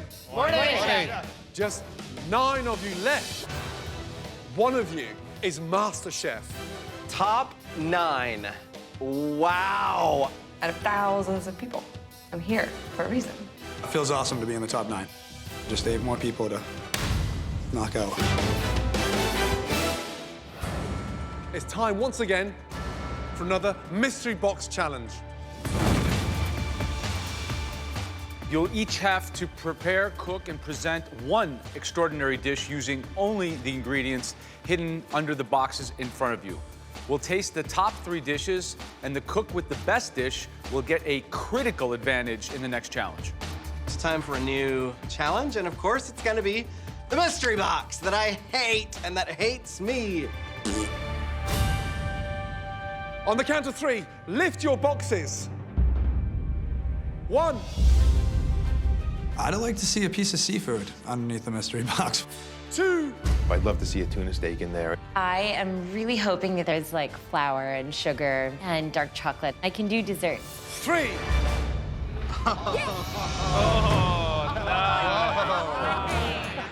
Wow. I'm not quite sure what these shells are. It's obviously a shellfish. I open up the box, and I'm staring down at these 3 huge scallops. Scallops! You've got the most amazing hand-dyed scallops. Delicious arugula, bananas, fresh avocado, eggs, cauliflower, corn on the cob, shelled peas, pancetta, croissant, and finally, Randy. Winning this mystery box challenge comes with a huge advantage. Are you ready? Yes, chef. 60 minutes, starting from now. I won the last 2 mystery boxes, so it'd be awesome to three-peat, but I take every challenge that it's back at square one. I love to cook scallops, but I've never shocked a scallop before. I do not know what I'm doing. I'm operating on instinct right now. Just wrong on so many levels. Yeah. You're a little bastard, aren't you? Beautiful. These are the 9 best amateur cooks in America. If they give us seared scallop with fruit salad on top, I'm gonna throw it back in their faces. What would you be doing? What would you make? I would do a corn puree and roast the scallops and do a little sort of light reduction from the fish. For me, Those hand-dyed scallops. You can eat them raw. They're that good. Yeah, it's like candy. They're so sugary, too. Will the banana be the curveball? Immediately, I am obsessed with this idea of pairing bananas and scallops. Never thought about it before, but can't get it out of my mind now. Oh! I really think this can work. I'm doing it. I'm doing it. 45 minutes to go. Right, Derek, talk to me. Who's leaving MasterChef? I'm gonna have to say it's Susie. I think she just overachieves and she doesn't stay focused. Right. What are you doing? Well, I sliced the scallops really thin. I'm gonna pound them out and I'm gonna soak them in lemon juice for a couple of minutes. So it's gonna line the plate, give it some acidity at the bottom, and then I'm gonna serve that with a bit of a guac. Have you ever pounded a scallop out before? First time. I've never pounded a scallop. I've been cooking for 25 years. Right. Uh-oh, it's the moment of truth. Searing scallops in the all-steel MasterChef pans. Now, the secret is the thermalon, and that's what keeps it nice, non-stick. Remember, it's super important when you're searing scallops to have them cooked evenly. So, seared on one side, seared on the other. It should be the same.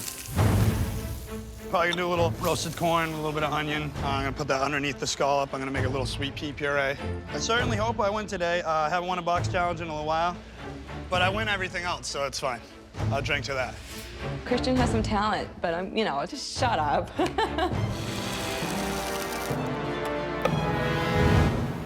Right, Christine, what are you cooking? I'm thinking, have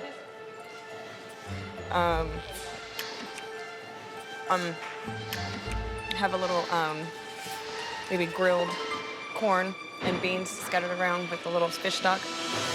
Right. Right. All right, guys, less than 30 minutes to go. So, Ben Starr, why would you start for the first time ever trying to roast a banana and put it with roasted scallops?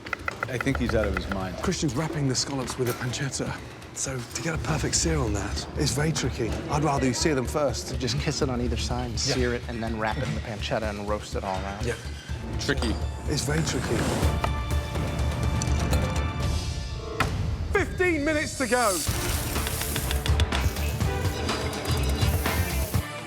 Right, how are you cooking the scallops? I got a ceviche, then I'm gonna do a bacon and eggs scallop, and then I'm gonna do a very simple puree of the cauliflower and arugula. So you're gonna see 3 different things, separate, concise, and a little bit of restraint as well to make it pop out.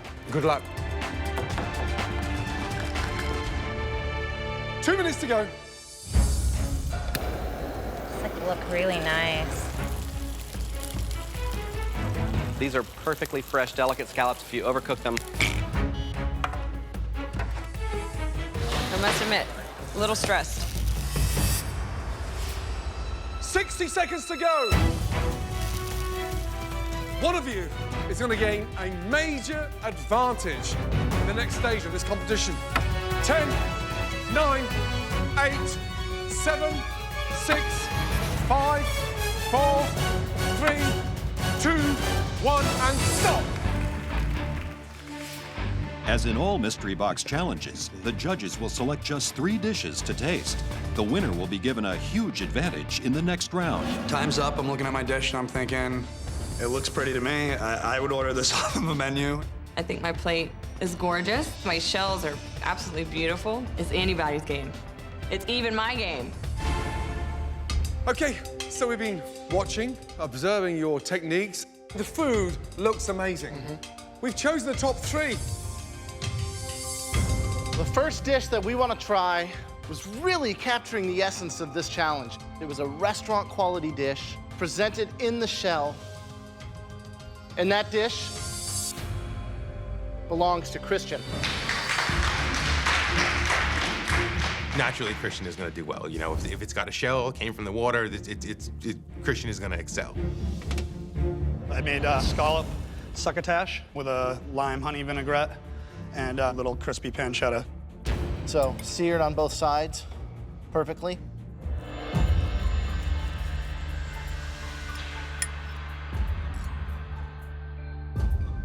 I feel that the crunch really balances against the richness and sweetness that's inherent in the scallop. But I think a little bit of salt, a little bit of acid would have really made that dish come together a little more. What's in the puree? A dash of sugar, a little bit of lime, and I thinned it out with a little bit of olive oil. Great sear on the scallop. You know, really good color with the puree. And, you know, an overall nice dish.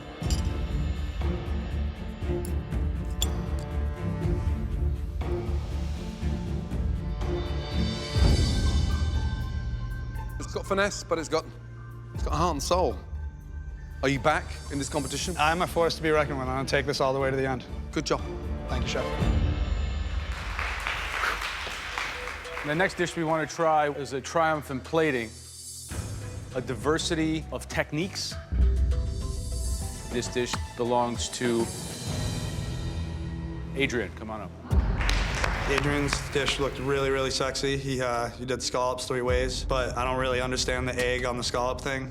That's not something we usually do back home. Scallop ceviche with the lime, roasted corn, papaya, avocado, then the egg, pancetta, and scallop. And then finally, cauliflower puree with arugula, blanched peas, a little bit of olive oil, and salt and pepper.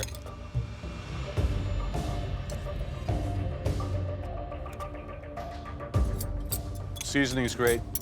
Cilantro, punchy, green. Wow, there's a lot going on this plate. Really fabulous. Good job. Congratulations.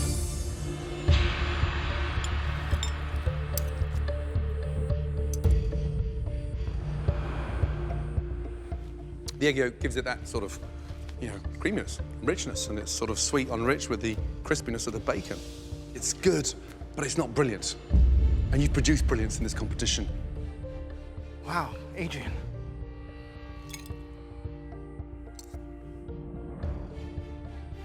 So not only is it 3 different little preparations, it feels like you just took me on like a world tour. We went from South America to the States and then over to Europe. Good job. Appreciate it. The third and final dish that we are dying to taste. The idea behind this dish is so out there. It's so bizarre, we just can't resist it. Ben Starr, let's go. It's not a trick. Right? It's not a trick? Wow. Bananas and scallops. Talk to me with the salsa. What's going on there? We've got roasted corn, avocado, and papaya, lightly dressed with lime juice, a bit of cilantro, salt and pepper. Visual, impact, yeah, it looks amazing. The hidden secret is this sauteed banana underneath. It's got that nice crisp caramelization, but it's still slightly pink in the center, which is really good. It's not perfect. However, you took a huge risk, and it worked, because it is delicious. I mean, really delicious. Thank you so much, Chef. Amazing cookery. It works beautifully. Good job. Thank you so much, Chef.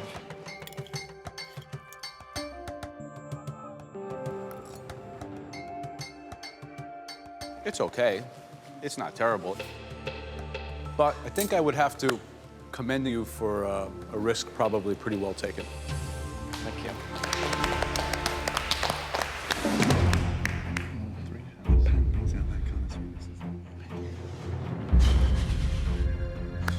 Three stunning dishes. Was it the risky fried banana? Anything I can do to save myself from elimination is crucial. I really want it. Or was it the complex scallop 3 ways? It's gonna be between me and Adrian. Or was it a single attempt at one scallop cooked beautifully? If Christian wins another fish thing, I'm gonna just... For one of you, you're about to meet a huge advantage in the next stage of the competition. The winner of this challenge, congratulations.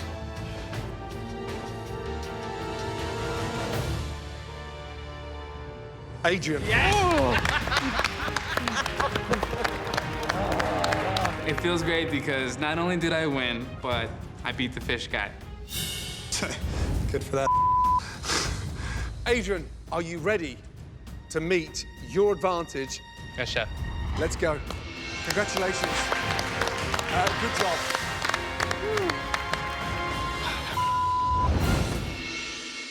As the winner of the Mystery Box Challenge, Adrian is in control of the elimination test, where at least one person will leave the competition. But the one thing he can't control is the theme of the challenge. As always, that is in the hands of the judges. Usually the winner of the Mystery Box Challenge gets to choose between 3 things. Not this time. There's just one item you'll be cooking with today. Please say hello to Bob the pig. Hey, come on, bud. Come on, bud. Come on. That thing is a beast. So, the theme of today's elimination challenge is pork. There's a whole new trend going on in the food world right now of nose to tail cooking. We've got the snout and the cheeks. You've got the loin running along the back. There's no better animal for that than the humble pig. All right, now we don't want Bob to see this next part. Come on, Bob. Good boy. Wow. Okay, brilliant. Adrian, excited? Yeah. Good. Okay. Voila. Adrian, here are 9 very different cuts of pork. We have thick cut applewood smoked bacon, center cut pork loin. We have double cut pork chops, baby back ribs, St. Louis style ribs, pork butt, pork belly, cheeks, ground pork, and you have one incredible advantage. You will dictate who cooks with what part of the pig. That's freaking awesome. So if I was in your shoes, I would be nominating the most difficult cuts to get rid of your competition. Which of all these cuts do you think is the most difficult to perfect? I'd say the pork belly or the pork cheeks. You're absolutely right. So here are the name tags. Think very carefully. My advantage is pick my cut and then piss everyone else off. Okay, the first cut. Where are you going? Chop. Wow. For myself, I'm picking the double cut bone-in pork chop. Who's next? I gotta look at my biggest competitors and I gotta give them something that's gonna make it hard. I am hoping that I'm throwing all of my competitors off their game. So last but not least, Christian, tough guy. Wow. So I'm gonna give him the cheeks. So basically, you just screwed Christian. To the wall. I don't think anyone's gonna like me after this.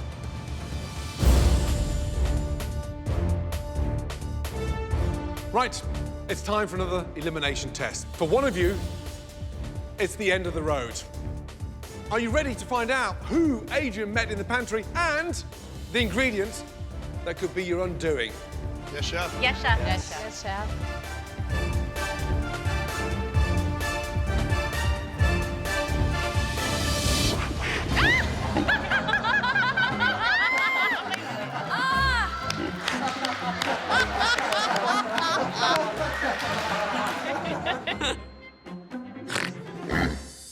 Now, the pig's an amazing ingredient to work with.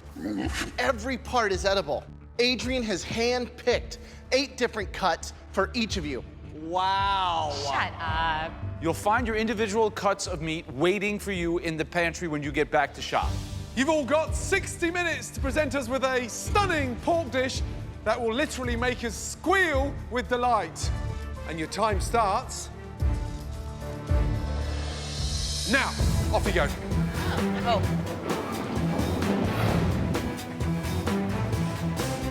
I see my name sticking on a pork loin, and I was like, yes, I'm getting the cut that I wish for.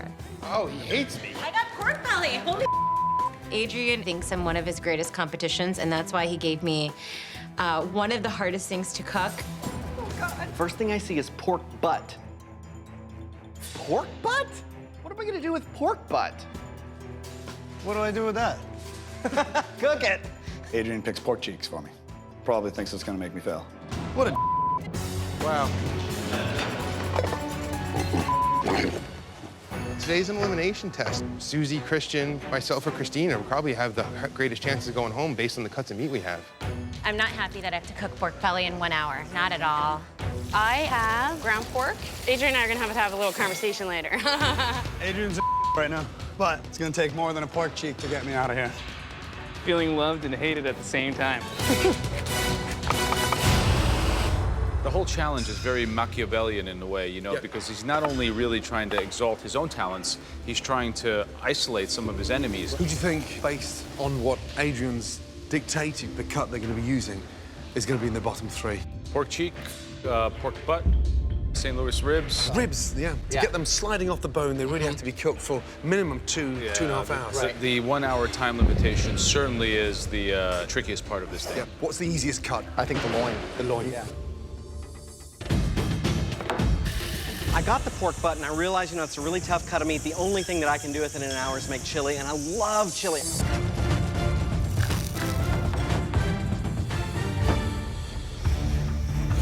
The bone-in double-cut pork chop is not as easy as everyone says. You gotta cook it right. You can either serve it rare, which will get me sent home, or I can serve it way overcooked, which will get me sent home. I am going to do my best with the short ribs. My plan is to do a dry rub with a bunch of spices and do a little barbecue. Derek, there were 2 ribs. You got the few ribs. What do you make of that? Do you think you're gonna be able to cook it in time? I hope so. Is it barbecued ribs? It's going to be braised. In an hour? But listen, so what do? Do I play it safe? And do I say, oh, I could have done this, I could have done that? At least I know. Here's the thing. At least if I go home today, I know I now, what and about I this know stuff? I put my heart on the line. Hope it works out for you. 45 minutes left. Right, Jennifer, ground pork. Yes. What's going on? Pork and sauerkraut. Pork and sauerkraut. I'm gonna fry them off, but I'm gonna flavor them with a lot of mustards. That's bold. This competition's getting rife. I mean, it Absolutely. really is getting tough. Which cut's going home tonight? The cheeks, sir. All right, Christian, word is you're going down. Tell us the dish. What are you making? Some raised cheeks. Put that over a little white bean puree with an apple fennel slaw. 30 minutes left. Cooking pork cheek is difficult. It needs help. It needs a spice. Well, here's the thing with pork cheeks. If you have to put a knife and fork to it... Game over. Right, Susie, what are you doing with the pork belly? So I'm making spatzel using the pork fat, and then I'm doing a braised cabbage, and I'm gonna have pork in there as well. Why a German theme? German food really celebrates pork. When was the last time you were in Germany? I was never in Germany, Chef. I've never been.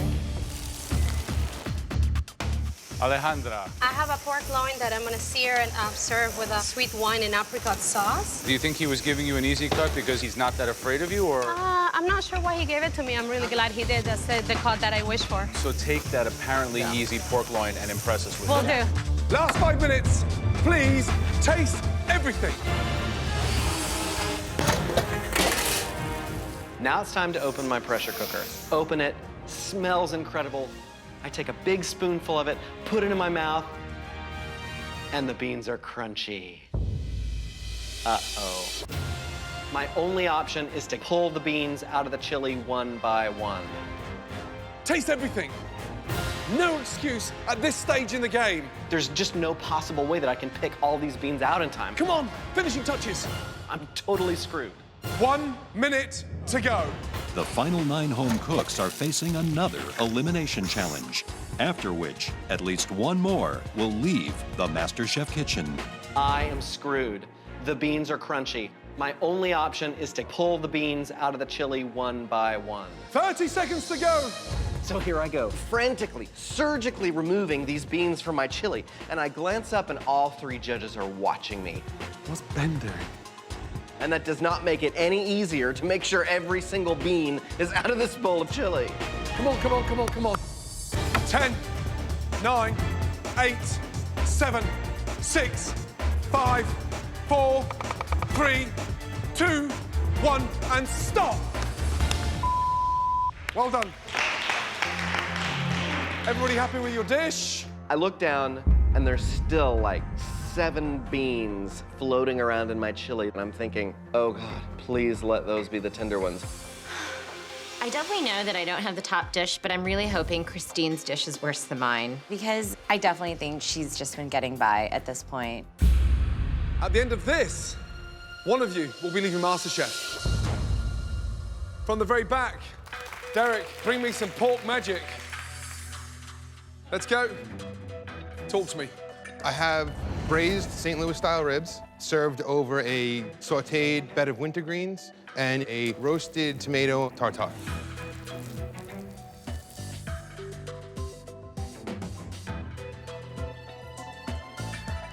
cooking under pressure within 60 minutes. You nailed it. Wow. Delicious. It's tender, succulent, it's got a great sear on there, but it's sort of, it melts in your mouth. Really good job. Thank you. Amazing. It's still got its natural flavor, its natural juices, so it's not dry. In this case, I think that what you thought was your nemesis turned out to be your greatest friend. Amazing. Thank you. Well done. Seeing that meat just fall apart like that, that's definitely a success. It was cool to get that recognition. Christine, please come forward.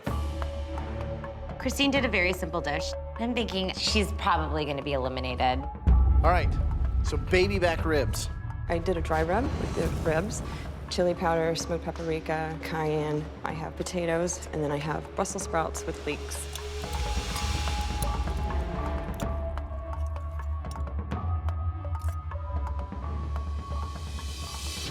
It's wonderful.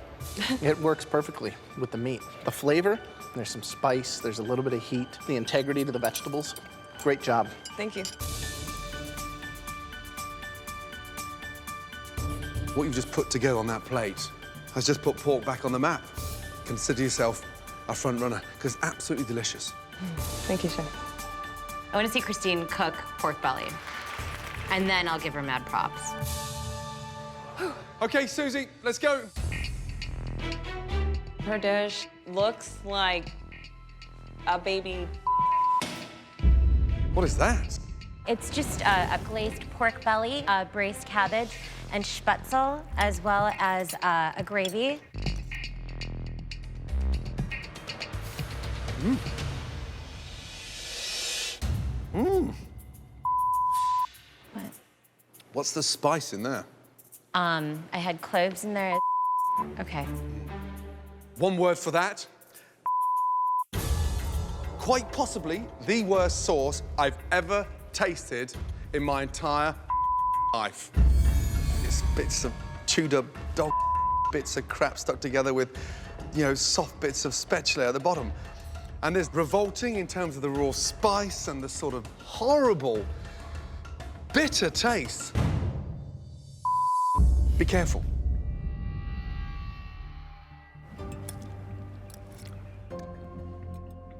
This show is called MasterChef, not Delusional Chef.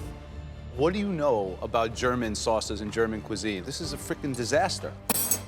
I will not even be able to taste the dishes that I taste after this because of you. It is awful.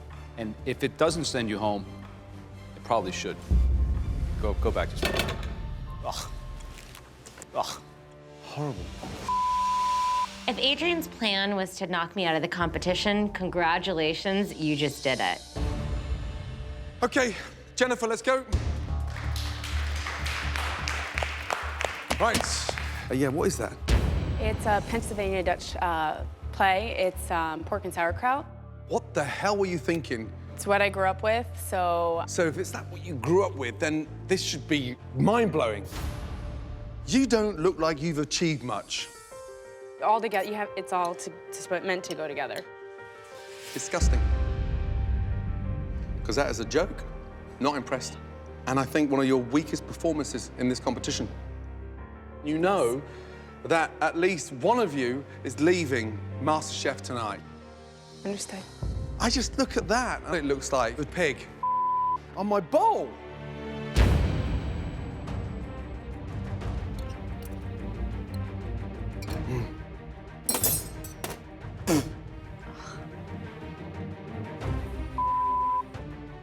Now I'm going to stop there. Sorry, that's a joke.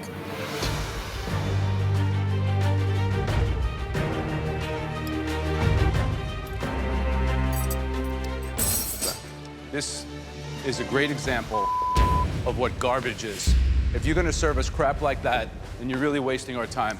And you guys think about what we're here to do at this point in the competition.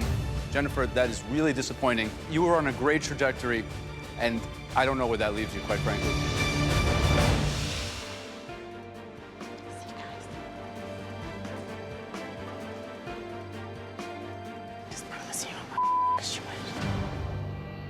Okay, Ben Starr. I walk up to the judges, I've just seen them ream Susie and ream Jennifer, and I'm like, I've got to confess, I've got to tell them before they even take a bite what went wrong and why. Okay, sir, this is a roasted pork butt, green chili, and red onion cornbread. Before you taste, tell me. Instead of waiting patiently to add my apple cider vinegar at the end of the cooking process like I always do, I added it beforehand. And the acid in the apple cider vinegar affected the beans' ability to cook entirely through, so I had to remove the beans at the last minute. I'm just ready for them to say, "You did what? Get out!" The beans that I just had in here are actually quite good. The pork kind of really shows through. You've managed to render the fattiness from the cut, right amount of chilies. Good job. Thank you, sir.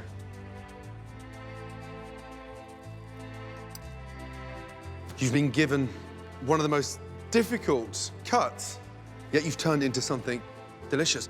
Great job. Really good job. Thank you. I'm completely and utterly shocked. And I'm thinking, okay, well, I've just skated by. Everything is fine. Next up, the most difficult cut. Bring up the pork cheeks. Christian's always talking a big game, so if Christian's a badass, then he should be able to cook these pork cheeks. I braised them in a pressure cooker with a mirepoix, a couple apples, some bourbon, a little chili pepper, and then I made an apple fennel slaw with a apple gastrique.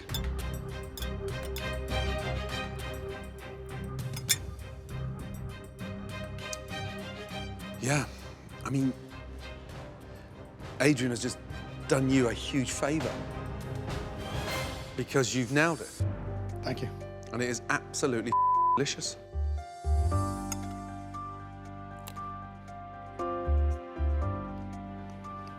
That's a super top-notch dish. You should be proud. Thank you, Chef. Good job. Adrian, your plan to eliminate Christian backfired. You nailed it, buddy. Good job. Congratulations.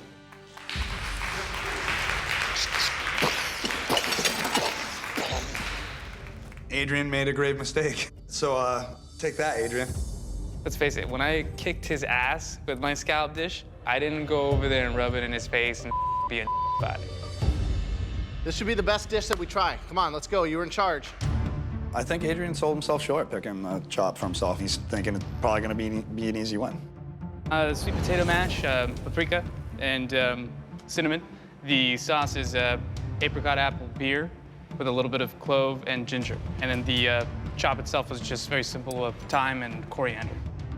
How's it feel to hear everybody coming up and having played a part in their fate? The feeling is kind of something I'm trying not to pay attention to.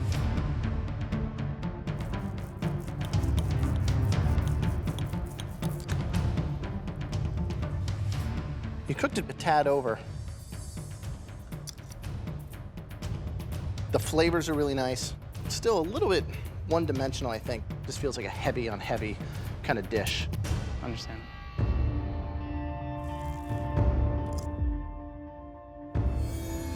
It's a safe choice. However, you know, it's not the best dish of the night. Good chef. My strategy so far, I don't think it's been working because I can everyone, but I could also myself. Okay, Alejandro next, please come up. So I marinated the loin with some cumin and cayenne pepper. I made a apricot and marsala sauce, and I made a sauté kale with roasted pine nuts. Right, so you go, uh-oh. It's raw. Is raw? I didn't realize. How are we gonna taste this? We can't taste that. I just feel like, oh no. What happened? Did you look at it before you put it on the plate? I guess I didn't see the other side, sir.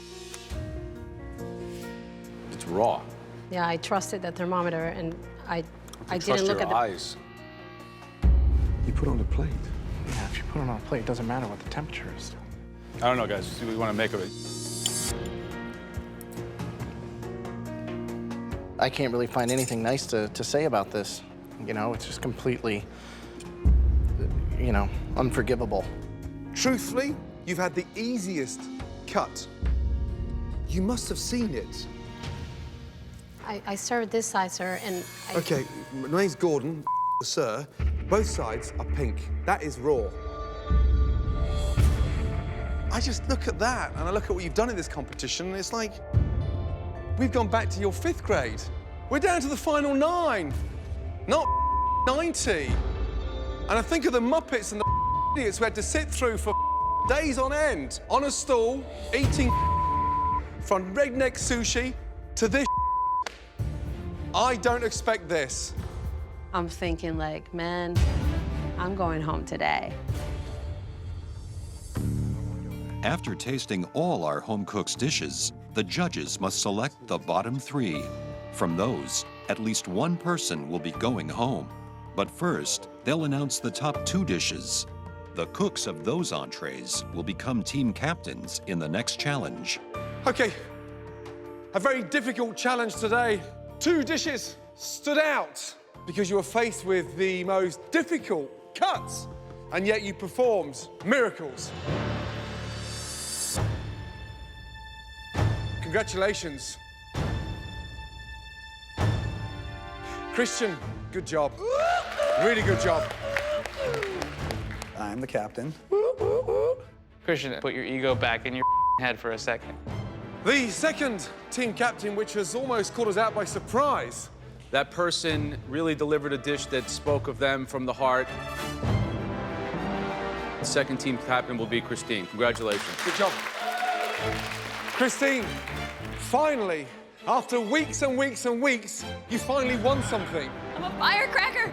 I've been sitting there in the back of the sidelines like a freaking cheerleader. I need to be a quarterback. One of you here will not be in that next challenge. There were 3 dishes that deserved, I mean, so deserved to be at the bottom. The first dish belongs to Susie. Please come forward. Thank you, Adrian. Sucks. The second awful dish belongs to Alejandra. I know I've made like one of the capital sins of kitchens, and only a miracle is gonna save me. The third cook today that gave us a dish that really missed on all marks. It was just really not in the spirit of what we're here to do today. Belonged to Jennifer. Please come up. This is the bottom as far as my cooking, and it's embarrassing. I'm a better cook. I'm smarter than that. So who goes? Susie, is it your German-inspired sauce with the belly of pork? Or is it Alejandra? You put something raw on a plate. Raw? Raw pork? Or is it Jennifer? A dish that wasn't even seasoned from the base. The frustrating part is that you can all cook bloody well. To have to taste food like that at this point in the competition, from you, Jennifer, from you, Alejandra, from you, Susie, is unacceptable and counterintuitive to everything that MasterChef represents for us in this room, for you as cooks, and for America. Seriously, Jennifer, are you ready to leave MasterChef? No, absolutely not. Absolutely not. Jennifer, take your apron. Back to your bench.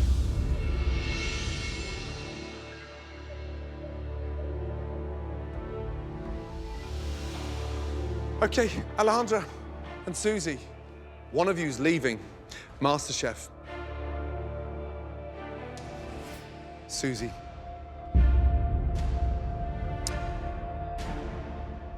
Step forward. Take your apron. Back to your bench. You just got lucky. Alejandra, I'm really sorry. Rule number 1, you cannot serve raw pork anywhere. Please take your apron off and leave MasterChef.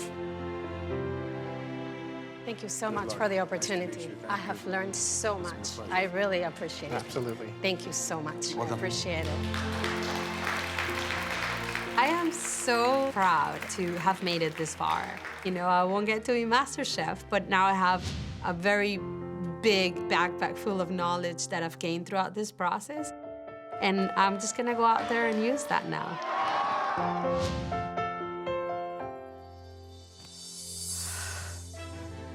Unfortunately, I'm not satisfied with the end result of my strategy. I would have preferred to get other people out first. Okay, listen. There's 8 of you left.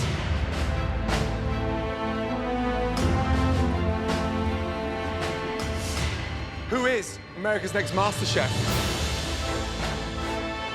Well, there's only gonna be one. Get some rest. You're gonna need it.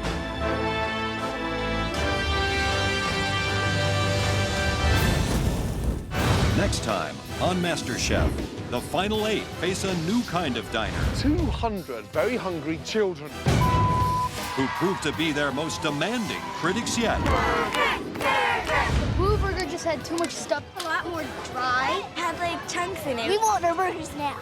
It's crazy, man. You're scared. They outnumber you. The losing team competes in a terrifying pressure test. The dish that puts the fear of God into any professional chef anywhere in the world. Which unleashes the biggest showdown in MasterChef history. I know I'm a better cook than He's an arrogant son of a bitch, and I think he's a liar. I'll go ahead, Dad, right now. I didn't come here to let some punk-ass little piece of run his mouth and treat people like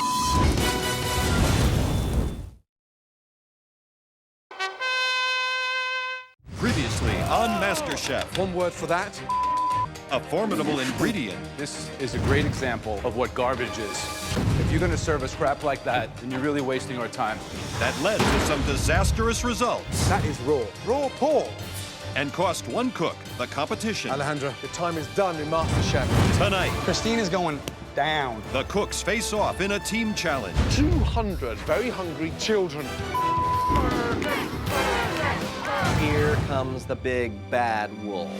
A chicken nugget burger, deep fried, scares the out of me. The losing team competes in a terrifying pressure test. The dish that puts the fear of God into any professional chef anywhere in the world. 8 cooks remain to battle it out in front of 3 culinary heavyweights. At stake, $250,000. And above all else, the title of MasterChef.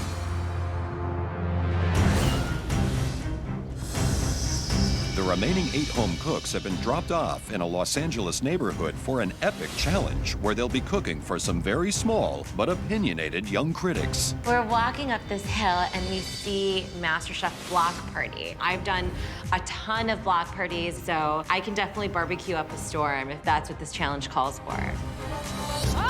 Is that Graham? Graham is jumping around with his hula hoop. For a big man, he's agile. That is impressive. Good morning. Good morning.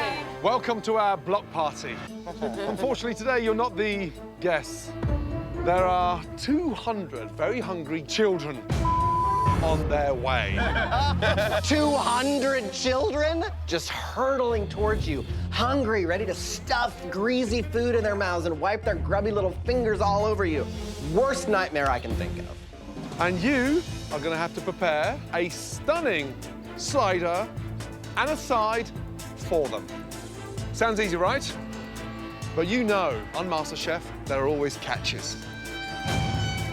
It'd be way too easy to please those kids with a meaty hamburger or greasy french fries, which is why you won't be able to use beef or potatoes. Oh my God. Get the kids to love what you do, because they are not just your guests, they're also your judges in today's challenge. What? Kids have no filter, so they're gonna be as honest and as brutal as any of our critics have been, so that part scares me a little bit. As always, you'll be split into 2 teams, Christian and Christine. The 2 of you had the best dishes in yesterday's elimination test, so you'll be today's team captains. Right, Christian, you're picking first. Might need someone that can get on the grill. He's been on the top quite a few times. Being on Christian's team, I know he's just like, this is it, this is how it is, this is how it goes. And you have Christine, who's kind of been like all over the place, like emotionally. I don't want to be on either team just because of the captains. I'm going with Adrian. Adrian, wow. Christine? I think this person is creative, has a delicate hand, possibly great with children, so I picked Tracy. Excellent. Tracy, welcome to the red team. He works well in the kitchen, and I think he's going to be good on the prep. Derek. You don't think the Undertaker's going to cost you votes from these kids? No, I'm not going to let him interact with the children. Christine. I think this person is great at strategizing, and it's Ben. Welcome to the red team. Christian. I really want to be on Christine's team. I think she's going to be a better leader. Christian runs a team by dictatorship, and that's not really how I work. I need somebody that's good with children. Jennifer. Wow, good choice. I'm not really thrilled, but I have to suck it up, and I know that I have to get my mindset in the right direction. Susie, last pick. I am left with Susie. You like her, you hate her, she's annoying. But as long as she remembers that I am the team captain and that she follows my direction, then we'll be great. Listen carefully. The losing team will face the most difficult pressure test in MasterChef so far. Trust me, this challenge is anything but child's play. So focus. 2 hours prep and then 60 minutes to serve. Are you ready? Yes, chef. Your time starts. Now, off you go. Each team will have 2 hours to prepare and cook sliders and sides for 200 hungry children. The team that receives the most votes from the kids will be the winner. But first, they must decide on their menus. We're going to do a simple turkey burger, anything in it. Salt, pepper. Salt, pepper, a little bit of onion. A little bit of Grated onion? No. Not even the grated, dude. Just a little bit of, dude, no. Just believe me. Christian's not listening to us right now. Derek and I both have brought up flavoring the burger, putting something in there to give it moisture. But Christian never listens to anybody except for Christian. Eggs? No. They want ketchup, a piece of cheese, and pickles. That's it. Guys, what if we do fruit for a side? Strawberries and grapes. It's hot out. Or we could do apple fries. Do we have sugar with make some caramel? Yeah. There's not much give and take when it comes to the menu, but Christian's got a 9-year-old kid, so I'm thinking he's gonna know better than any of us. Christian has talked his blue team into making a plain and simple turkey slider with cheese, ketchup, mustard, and a pickle. The side will be raw apple sticks with a caramel dipping sauce. Oh, yeah, that's looking good. While there's already friction in Team Blue, the opposition is united in their decision. We want to do the breaded chicken sandwich slider. We should definitely call it a Chicken nugget sandwich. What kid doesn't love chicken nuggets? So let's give him a chicken nugget burger. Ben thinks he really can make a corn fritter and make it awesome. We have to serve a side dish, and we see corn up there in the pantry. And so my initial response is those little corn nuggets that you see on all-you-can-eat buffets. The kids just go and take them by the handfuls. Chicken and corn nuggets. Christine's red team is making a chicken nugget slider seasoned with salt, pepper, and onion powder. It will be topped with cheese, ranch sauce, and lettuce. For their side, they'll serve corn fritters. How did you divide up the work? Ben and Tracy are on the corn fritters, and Susie and I are on the sliders. He's got a formidable bunch of cooks over there. We have a better team. So you have a better team, Yes. you think? Why is that? Because we all communicate, we all work well together. But at the end of the day, you're calling the shots, right? You're team Yes, captain. I am the team captain. The victory or failure really falls squarely on your shoulders. It does. Good luck. Thank you so much.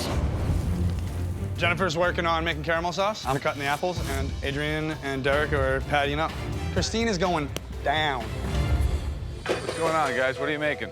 Burgers and fries. Burgers and fries. Burgers and fries. Whoa. What Is that is this? sugar? Do I see caramel coming? We're going to do apple dippers. So Christian's working on our apples right now. What are you trying to do? Like a healthy twist? You think that's going to get you votes? Kids love caramel. What kid doesn't love caramel? And every kid loves an apple. Have you made this before? Caramel, I've made it one time before, so we're just trying not to touch it as much as possible, but there's so much in there, so we're just trying to get it all around. You're going to win this with green apples. Yeah. What do you think about the red team? I think they're going to overcomplicate this. So I gotta say, I think that a lot of your competition around here are looking at you as the guy to beat, so. I think they're thinking the right way. Wow. No lack of confidence. No lack here, of confidence. While stay-at-home dad Christian is expecting the blue team to win with a healthy turkey burger and apple side, single mom Christine and her red team have an entirely different approach. Right, Christine, Yes, chef. what's on the menu? We have chicken nugget burger, And you're serving that with what? corn nuggets. And in terms of cooking the corn, you're gonna fry it? Yes. Shallow fry or deep fry? Think deep fry. Where is the burger? I saw one being cooked. Is that it there? That is one, yes. But we're actually going to be deep frying them. Why are we deep frying burgers? They're chicken nuggets. Are we doing a burger or are we doing a nugget? We're doing a nugget sandwich. A nugget sandwich? Yes.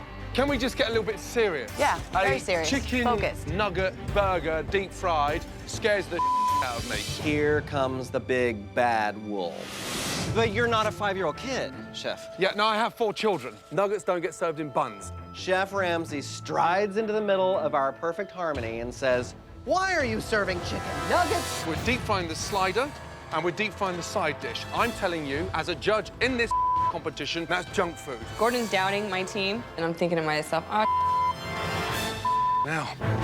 It may not be healthy, but today is not the day for us to revamp the nutritional system for children in this country. Today is the day to get the kids to vote.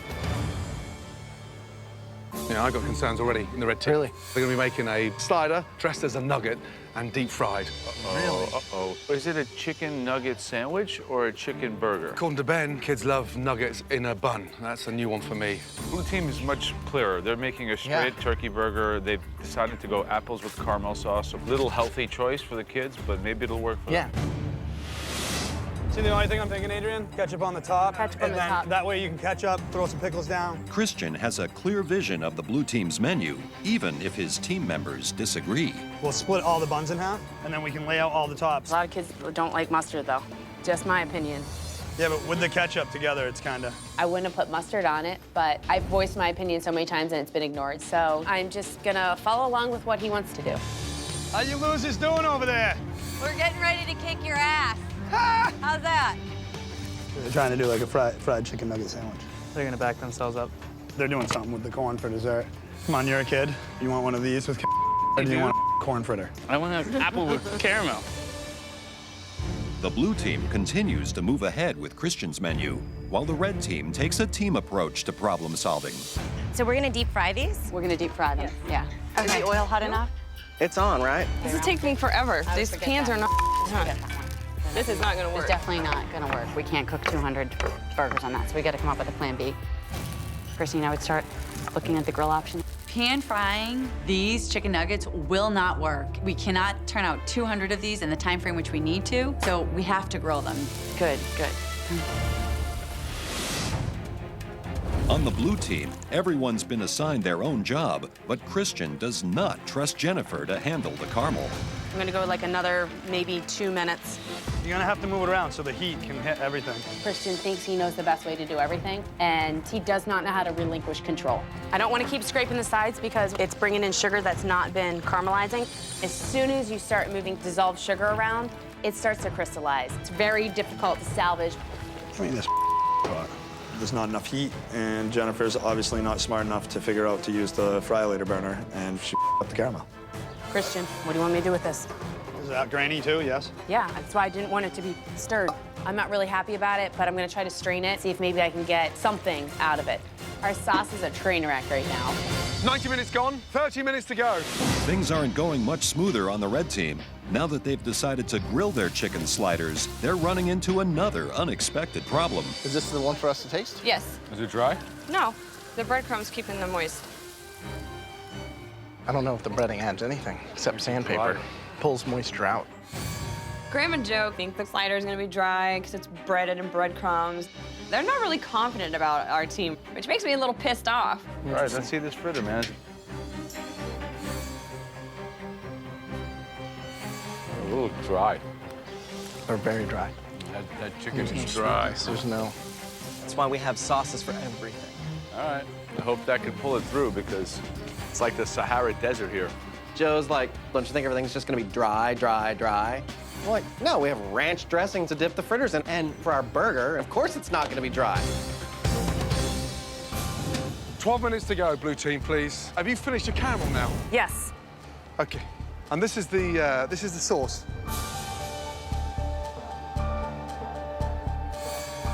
Damn, it's grainy. It's crystallized, doesn't it?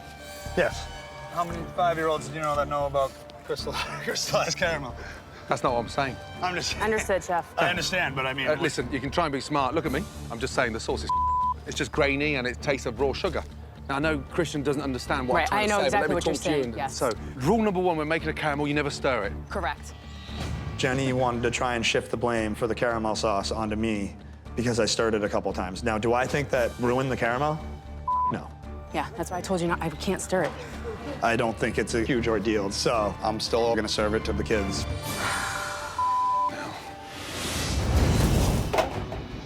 Just over 1 minute to go. I can hear the children coming. Let's go. I'm super nervous about the chicken patties being ready for all of these kids. 200 chicken patties at one time? No way. Christine, you got the burgers? Okay. Last 10 seconds. Your first pan of fritters salted, ready to go. Let's go, team. And do we have 20 burgers ready to go? Come on, come on, come on. Time's up. Here come the kids. Oh my God. Here come your judges, guys.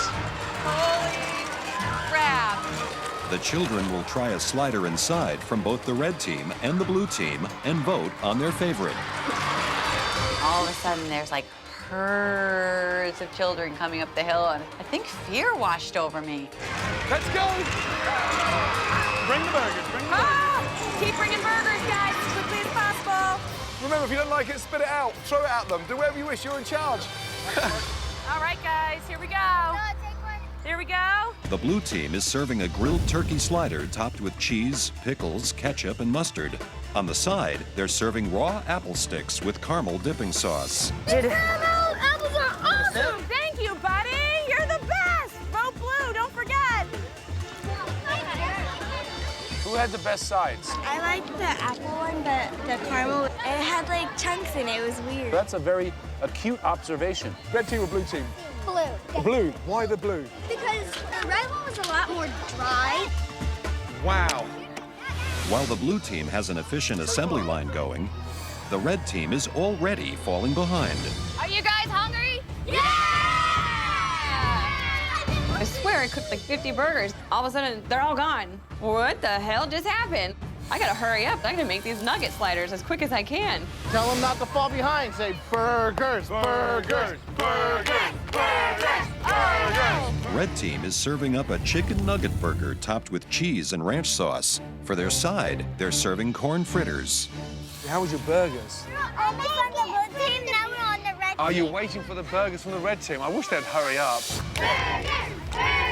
There seems to be a long, long wait for these burgers. The kids are like screaming and banging on the table like, we want food, we want food. We want burgers! The blood pressure starts to go up and you're thinking, how on earth are we gonna be able to feed all of these children? That would take a miracle. Hold on, guys, they're coming!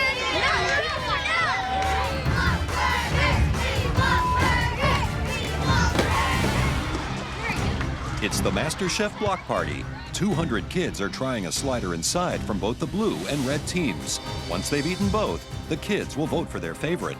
But Christine's red team is working slowly and can't keep up with the demand. Hold on, guys, they're coming! Who loves chicken nuggets? Yeah! That's what I like to hear. Come on, guys, I need some burgers. There's two. Thank you. We're getting our food out, and the red team is not, and that's why we're hearing a lot of cheering and yelling over there, and they're kind of getting the kids pumped up. It's shenanigans. Keep them entertained. Just keep them entertained. They're almost done. Go red team! Go red team! It took a long time for us to wait for the red. Why, because they're slow? No, I think it's because they took some time, because the red was infinitely better. Infinitely better. Which one do you prefer? Is it the cooking from the red team, or is it the cooking from the blue team? It's the cooking from red team. I love the way you sing that as well. You're amazing. While the red team is playing catch-up, the blue team is having trouble meeting the demands of some finicky customers. There you go, perfect. No ketchup, no Just, mustard. yep, we'll have to scrape it off. Kids, when they don't like something, they're gonna tell you. I don't like too much ketchup and sauce. The blue burger just had too much stuff because it had pickle, mustard, ketchup, burger, cheese. It's just like mixing up all those flavors. I love the blue burger. Best thing I ever tasted. I love that. Can I get a high five? Which one did you like? You like this one? I want that and that. You like that and that. Could I have some more of the apple? Hey, you know it's good when they're coming back for seconds. It's clear both teams' dishes have won fans, but as service draws to a close, only the team with the majority of votes can win the challenge. Finally, last burger goes out. Thank God that's over. I think we did an amazing job, and I'm very proud of this red team. Awesome! Good job, guys. All the kids are served, and we got about 40 extra burgers, so.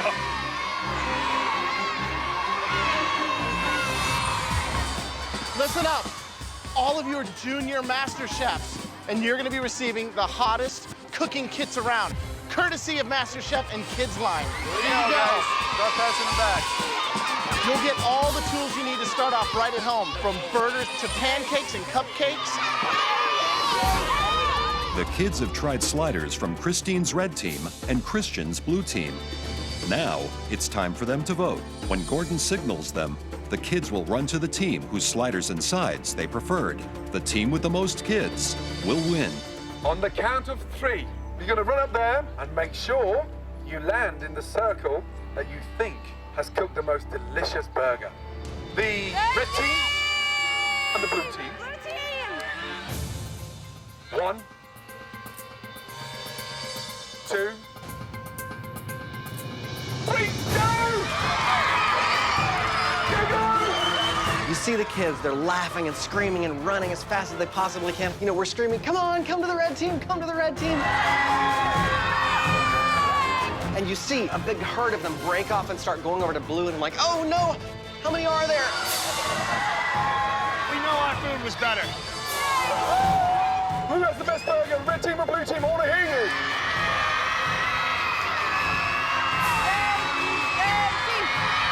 It's just crazy. Kids are running, and you're trying to see if they're in your circle or if they're in the blue circle, and you're trying to count how many kids. Oh. Red team, blue team, we're going to have a count. 6, 7, 8, 9, 10. 8,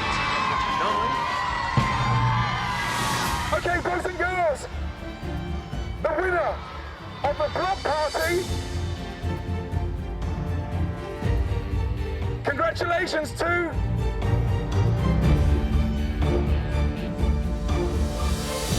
the red team! Yeah! Well done! Amazing! Congratulations, red team! I'm just so happy that I won. No pressure test! No pressure test! Yeah! Blue team, you will be facing the pressure test, where at least one of you will be leaving MasterChef. I'm pissed off. 5 to 10-year-old kids aren't judging solely on food, I don't think. They took a long time to get their food out, so they're able to gain votes by talking their ears off. They got the popularity vote. I gave her extra apples. I'm really pissed off. I think we lost because Christian's not willing to open up to other ideas unless they come out of his mouth. Christian was an absolutely horrendous leader today.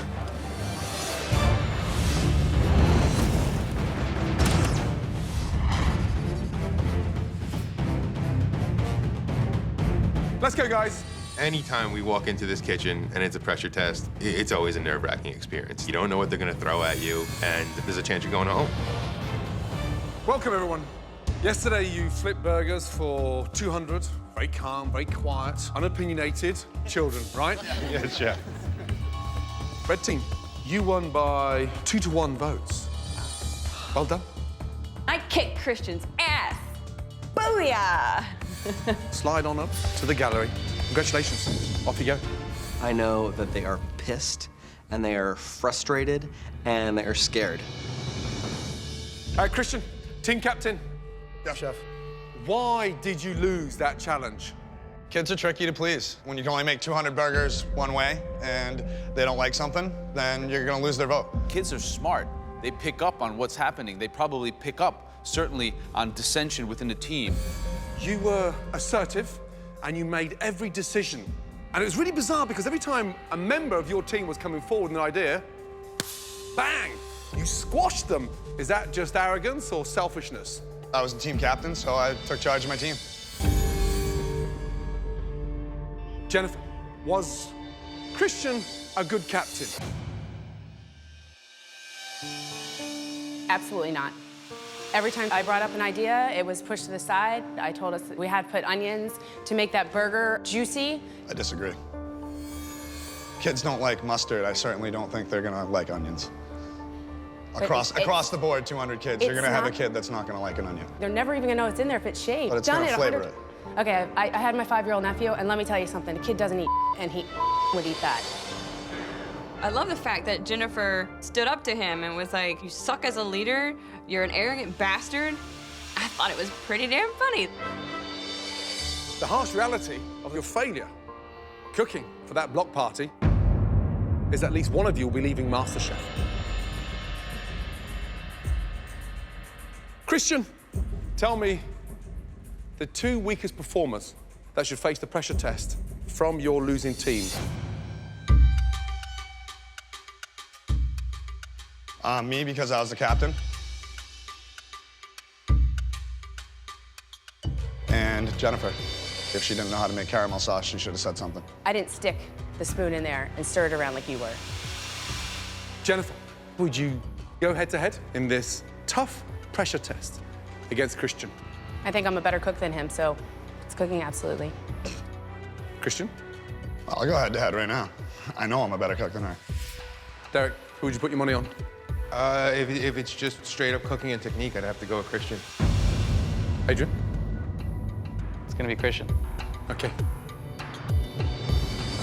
Christian, Jennifer, you'll be facing the pressure test.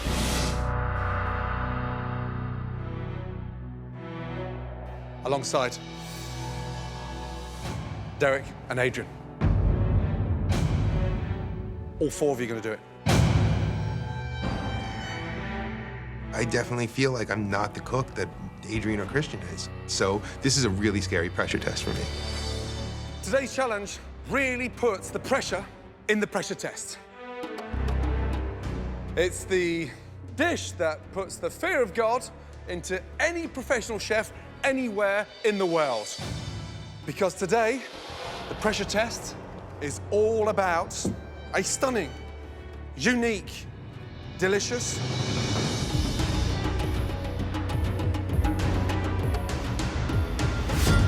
cheese soufflé.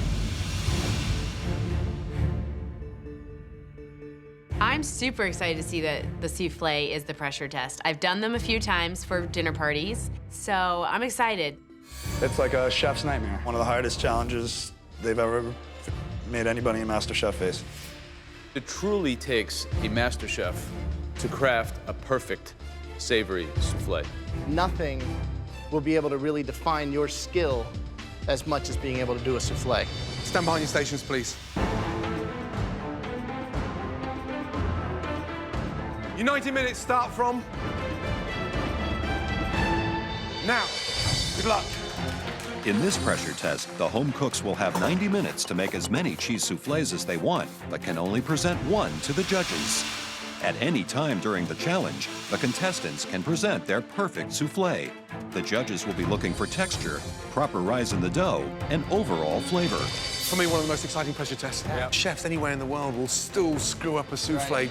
Cheese soufflé is less forgiving than even a sweet soufflé. Think of the oils and the fats in cheese that can go so wrong across the egg white. Yep. And then if it's too light and it's packed with egg white and you haven't got that cheese richness, that lovely sort of cheese puff, that's what we're looking for. I have done savory soufflés and sweet soufflés. Making the perfect one's the scary part. There's a lot of things that can go wrong with a soufflé. You gotta have a lot of patience. You really have to be accurate about everything. Soufflé is one of those things where you have to have exact measurement, and if you don't, it falls. Right now, I'm just pulling the butter up to the top of the ramekin, so when the soufflé comes up, it'll rise out of there the right way. All right, guys, you have just 45 minutes to go. The 4 MasterChef competitors are racing to create the roux, a mixture of flour and butter, which is a building block of a perfect soufflé. He didn't cook his roux. Never cooked his roux. It's gonna taste nasty. It's gonna taste disgusting. I'm very confident in my skills. I cook by touch and feel and instinct. It takes a little bit of balls. I'm gonna make a great soufflé my way. What are you doing? I'm gonna combine both the cheeses, both the Parmesan and the cheddar. What texture are you going for? Nice and creamy. Who's going to come up short? Christian. I think he's an arrogant son of a bitch, and I think he's a liar. I don't know what the hell Jennifer's talking about. She just wants to throw me under the bus because she's mad that she has to be down here doing this. I didn't come here to let some punk-ass little piece of run his mouth and treat people like It's not who I want representing me as a master chef. I haven't been in the bottom yet, so I don't know what the hell Jennifer's talking about. She's clearly delusional, thinking that she's a better cook than me. Adrian, how are you doing, boss? Pretty good, pretty good. You feel the negative energy in the room? No, I don't feel anything from anyone. Nothing? Just on your island over here. Yeah, I'm trying to make a souffle. I'm not trying to draw up a peace treaty for Jennifer and Christian. They can handle that themselves. I'm focusing on staying here. Christian, you're looking nice and organized. Yesterday, you succeeded in pissing a lot of people off. Maybe people think that you cost them the challenge. You know, sometimes you win, sometimes you lose. Today, someone's going to go home on the back of your lack of leadership. We're here to play the game. Where do you want to go home? I want Jennifer to go home.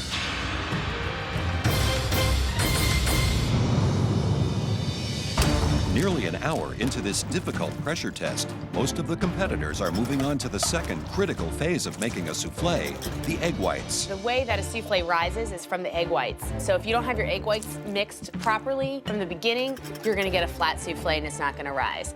And that's definitely not what you want. Right, talk to me about who's gonna fall flat on their ass on this one. Christian seems like he's in a bad mood, which is definitely not good. Who do you want to see lead MasterChef tonight? Christian, because I feel like he's big competition. Good luck.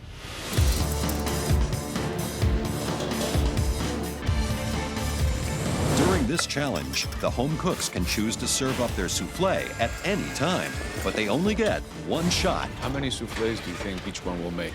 I think you're gonna have one person out there that's gonna try to be a tough guy and just use his first one. Like who?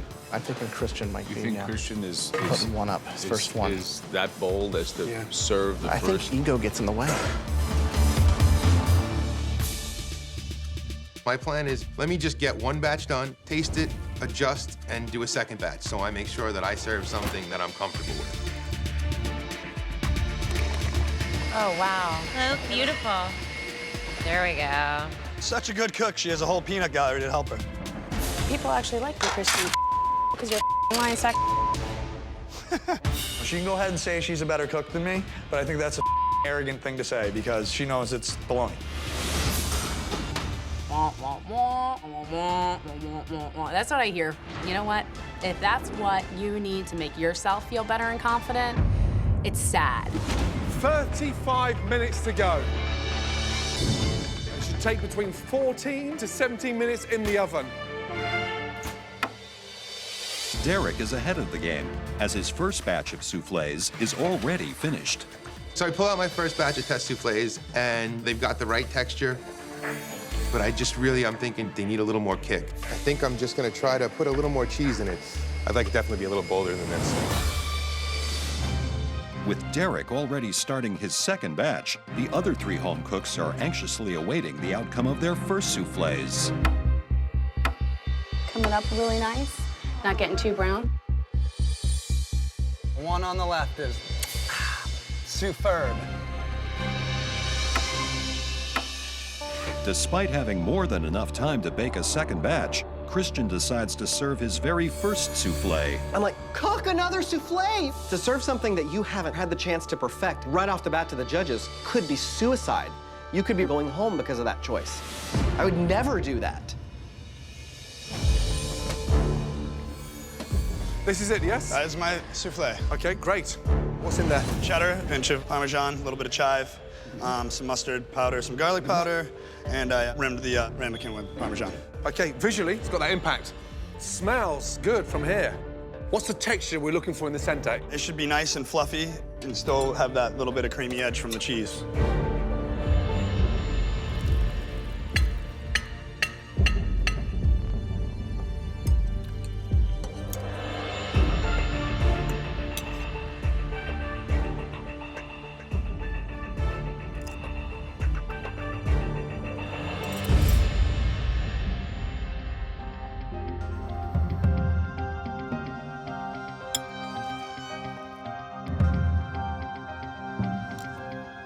The waiting's killing me.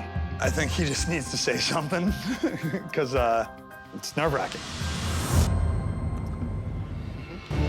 20 minutes to go. If you're going in for the last batch now, they should be in the oven in the next 3 to 4 minutes. I just put the second batch in. It better be the batch that works because I don't have time to make another batch of soufflés. This is all or nothing for me right now. I'm looking at my first batch through the oven, and it's rising just the right amount. It's perfect. I'm gonna serve it. I'm not even gonna put another batch in the oven.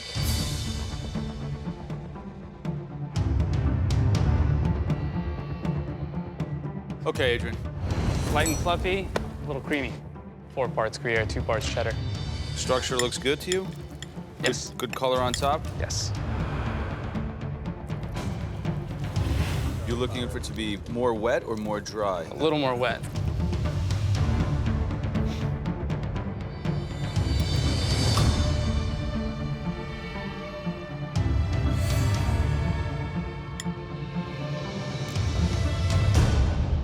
The fact that they're not responding instantly after tasting is torture. I'm looking at my test soufflé, and it looks beautiful, so I'm gonna go with this one. This is gonna be the winner.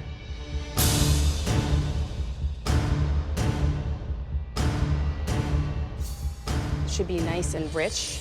I actually steeped my chives in my milk, so you'll have that background of onion flavor. Okay. When I cut right through here in the middle. Should be nice and gooey. Very custardy. Yeah. Eggs have been your undoing in the past.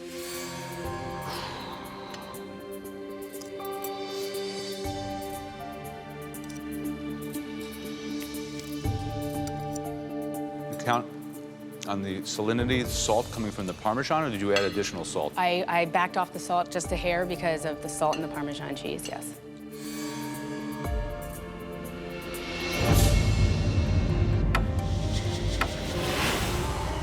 Come on, Derek. I'm running out of time. The only thing I can do is just keep looking at my oven and see how my soufflés are doing. How long, Derek? Momentarily. 1 minute to go. They're rising, they look good, but they still need a little more time. Derek, 30 seconds to go. Yeah. Come on. Come on. 10, 9, 8, 7, 6, 5, 4, 3, 2, 1. Here you go. Light and creamy, predominantly Gruyere cheese. I went for sharp, and there's some Parmesan intermixed throughout, and I garnished it with some Parmesan and some chives on top.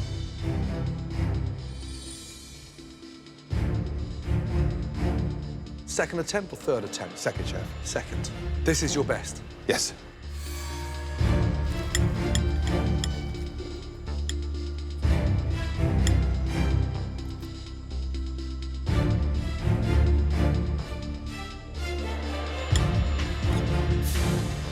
What kind of cheese, predominantly? Predominantly Gruyere, some Parmesan in there.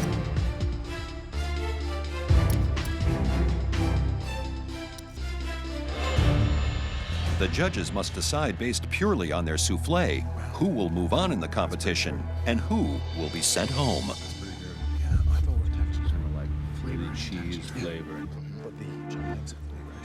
Yeah, interesting. Yeah, seriously. Yeah, it's close.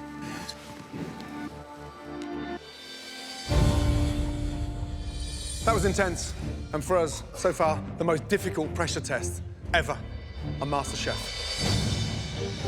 Okay.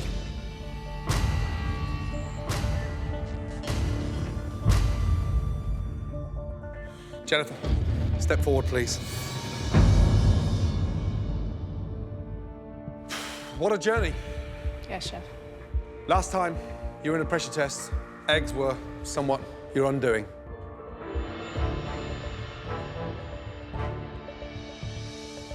This time,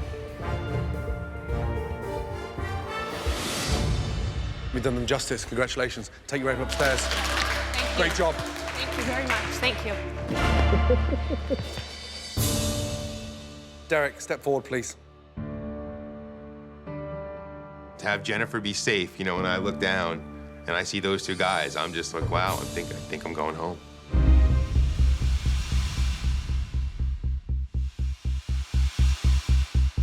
Derek, you were the only one that cooked 2 batches.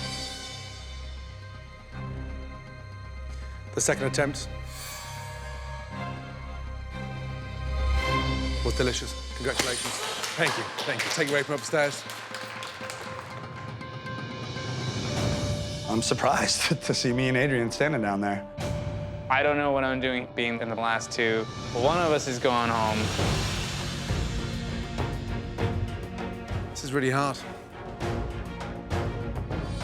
I couldn't pray enough that they send Christian home. Adrian, step forward.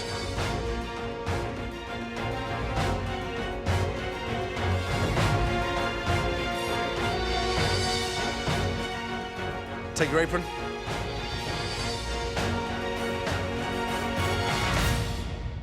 Upstairs. Congratulations.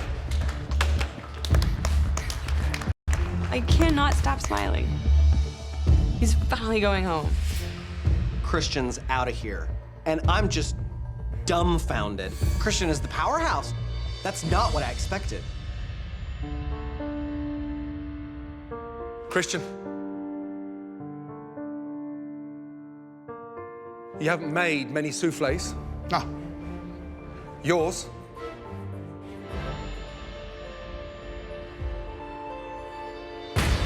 was also delicious. Congratulations. Upstairs. Man, he's still here. Why? Why? Send him home. Christian is staying. What the hell? Those soufflés were phenomenal. All 4 of them. And that's why no one is leaving MasterChef. Wow. It makes me a little uneasy that the judges kept all 4, because I realize 2 might be going home tomorrow. Congratulations for bringing top-level technique, restaurant-quality soufflés. Thank you. Thank you, Chef. Get some rest, because tomorrow is one hell of a day. Yes, sir. Thank you. Well done. Thank you. Thank you. Next time on MasterChef, I want you to taste this. Christian and Chef Ramsay face off. I've had better.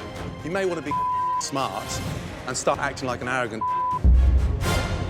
Because all of a sudden, you've shut down. Am I gonna stand up there and butter Jen's ass? Hell no. Throw me under the bus. And the cook's childhood memories Oh my God. You look like you're on Star Search. turn into their worst nightmares. That is one of your worst performances in MasterChef. And at least one more home cook's MasterChef dreams will come to an end.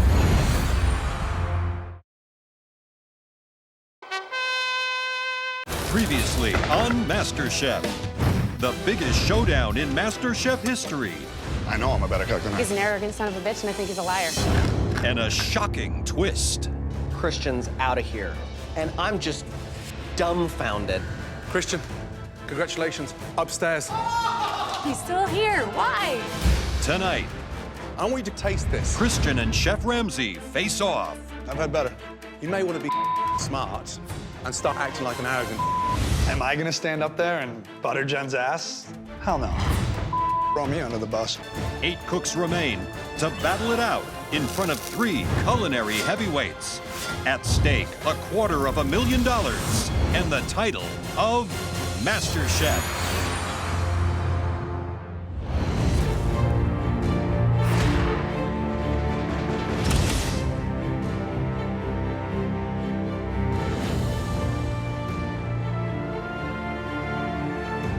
There's only 8 of us left. The pressure is huge, it's mounting, and I've got some amazing, talented competitors with me. Christian doesn't deserve to be here anymore. He needs to go home. I'm arrogant and cocky because I have a right to be. Feels awesome to be in the top 8. Top 8? Good morning. Good morning. All right, guys, you know what today is, right? You got a big brown square in front of you. What does that mean? Mystery box. It's a mystery box challenge. As with every mystery box challenge, the contestants have to prepare, cook, and present one incredible dish using all or some of the ingredients inside the box. We'll taste the top 3 dishes, and the cook with the best dish will get a critical advantage in the next challenge. I started off in this competition on a huge high note. I rocked out on like the first couple of challenges, and ever since then, I've really been going downhill. Ready to lift those boxes? Yes. On the count of 3. 1, 2, 3. All right. Yes, today it's surf and turf day. Ooh, I don't do so well with squiggly, slimy things. Now, take a good look. You've got the most amazing live jumbo shrimp. Phenomenal Alaskan king crab. Live crawfish, buffalo ribeye. The most amazing dry aged porterhouse steak. And then those stunning little cubes, short ribs. It's surf and turf time. And I'm thinking I'm gonna win this one. You've got 45 minutes to take all or some of those ingredients under the box and turn it into something magical. Today, for our mystery box, we have 45 minutes to complete our dish. What happened to an hour? 45 minutes, starting from now. Off you go. Good luck. Tonight's mystery box will really test the final 8 home cooks. With only 45 minutes to prepare a dish, it's all about making quick and intelligent choices. Not only do they have the beautiful surf and turf items to choose from, they may also use items from the pantry to really make the protein shine. Whoa. Only the top 3 dishes will be tasted by the judges. Today, I'm doing a Cajun-inspired surf and turf with crawfish and buffalo ribeye.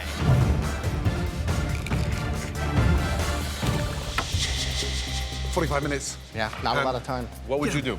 What would I do? I'd use the bison ribeye. I'd counteract that with something a little bit more sweet. I'd use the Alaskan king crab. I would do the New York strip. I'd take it off the bone, actually, roast it off, and I would do a crawfish risotto with a little bit of corn relish.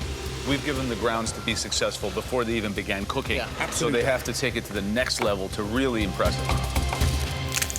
15 minutes gone, 30 minutes to go. What are you making for us today, Christine? He almost got me. I think I'm gonna do the crab and crawfish and shrimp. You okay? Me, yeah. Okay. All right, good luck. Thank you. Bye-bye. All right, Jennifer, what are you doing? I'm doing a risotto. I'm making a little bit of shrimp stock. I'm actually using the crab meat. I'm gonna break that down. I already have my short ribs in, they're going. I'm gonna break those down, mix it into my risotto, Right. mix in some of the crab. Okay, wow. I mean, that's ambitious. Yeah, who's gonna struggle across this mystery box? You know, Christine's mind's not really here today. Ah! Shrimp. Shrimp. Shrimp is jumping. Who do you want to see struggle, more importantly? To see Christian go home, I wouldn't say I beat that. Who's the one person that you fear every time you face a challenge? If I had to pick somebody in the kitchen, I'd say Adrian's very talented, very gifted, very thoughtful. I'm worried mostly about Jennifer just because she's also been a big winner in the mystery box challenges.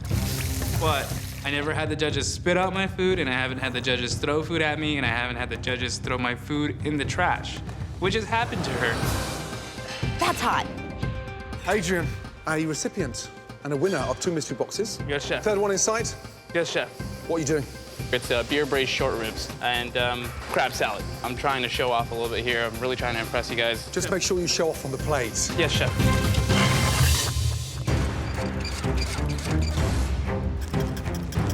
All right, Christian. So what do you got for us today? I'm making a orange carrot ginger emulsion. You're gonna rice these potatoes here. I'm gonna run the potatoes through the food mill. Do you think that everyone's on equal footing with this challenge? I think a lot of people cook steak and seafood, but I mean, you only got 45 minutes. There's only so much you can do. Right. So, some interesting things. A lot of risk-taking, people braising short ribs in 45 minutes. You wouldn't attempt to braise them even in a pressure cooker. No, not at all. When you have those other options, some other great cuts, why would you go with a short rib? Although I love the idea of the risotto. Love it. It's a modern surf and turf. That's exactly what we were talking about, taking the concept of surf and turf, interpreting it, making your own, and blowing us away. Yeah, absolutely. Derek seems a little bit confused. He's doing like a crab salad with a simply seared steak. And Christian's having some trouble back there. His potatoes are under seasoned. Yeah, I hope it works. Yeah. 35 minutes gone, 10 minutes to go. How we doing, man? Very, very good. Good. Tell me what you got. I am searing my beautiful bison ribeye right now. This new all-steel MasterChef pan. Yeah. They don't have any PTFEs on them. They have thermal on. Yeah. Oh, it's gorgeous. Smells amazing from here. Thanks, Chef. Okay, Susie, what are you doing? I'm doing a bisque. Yes. It's a shrimp bisque, and then a steak. I'm just letting it marinate. I just put a little bit of garlic, salt, pepper. The overcomplicated stance you take on cooking sometimes has come back to bite you on the arse. It definitely has. It'd be nice to see you win a mystery box challenge. Just over 5 minutes to go. After observing the home cooks throughout the challenge, the judges will select 3 dishes to taste. So these final seconds of plating could be the difference between success and failure. Holy that's hot. 1 minute left. No time for backup. Beef better be cooked, and I gotta start plating. Taste, taste, taste. Here we go. 10, 9, 8, 7, 6, 5, 4, 3, 2, 1, and stop. Well done. In this mystery box challenge, the judges will taste just 3 dishes. The winner will be given a huge advantage in the next round. We were looking for something highly creative and inventive. We've chosen the top 3. This first dish used short ribs. That was a very ballsy move. Congratulations. Adrian, well done. Adrian hasn't been very consistent throughout this competition. He's been on super highs and he's been on like major lows. So I'm really, really surprised that Adrian's in the top 3. I don't think he deserves it. Third time in the top 3 with the mystery box. Beer braised short ribs and black garlic. It's like contrast with the crab salad. It's like really bright, acidic, slightly sweet. Yep, you sat it on the bone. Yeah. Is that for decorative?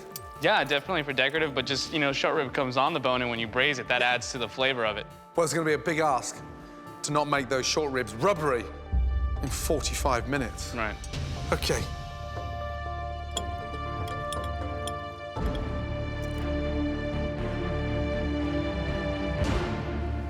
It's delicious. I mean, a very modern take, very dangerous, and surf and turf. It's good, but it's not magical. But yeah, you've pulled it off. Thank you, Chef. Yeah, you are back with a vengeance. Great job. Thanks, Chef. It's really zingy and bright. Still a little bit one-dimensional, I think. Right. Flavors are nice, though.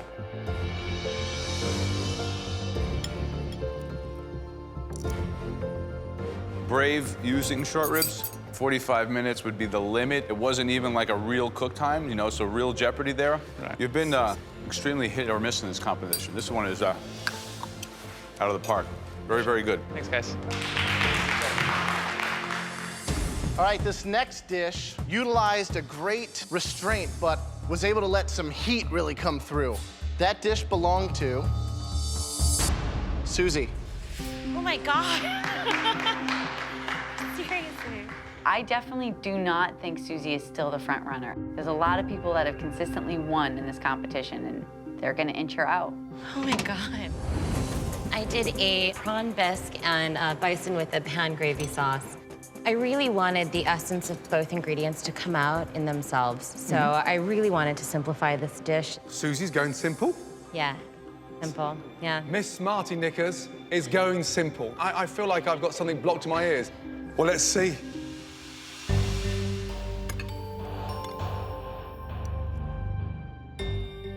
Soup is begging for a touch of seasoning in terms of that last little finishing touch.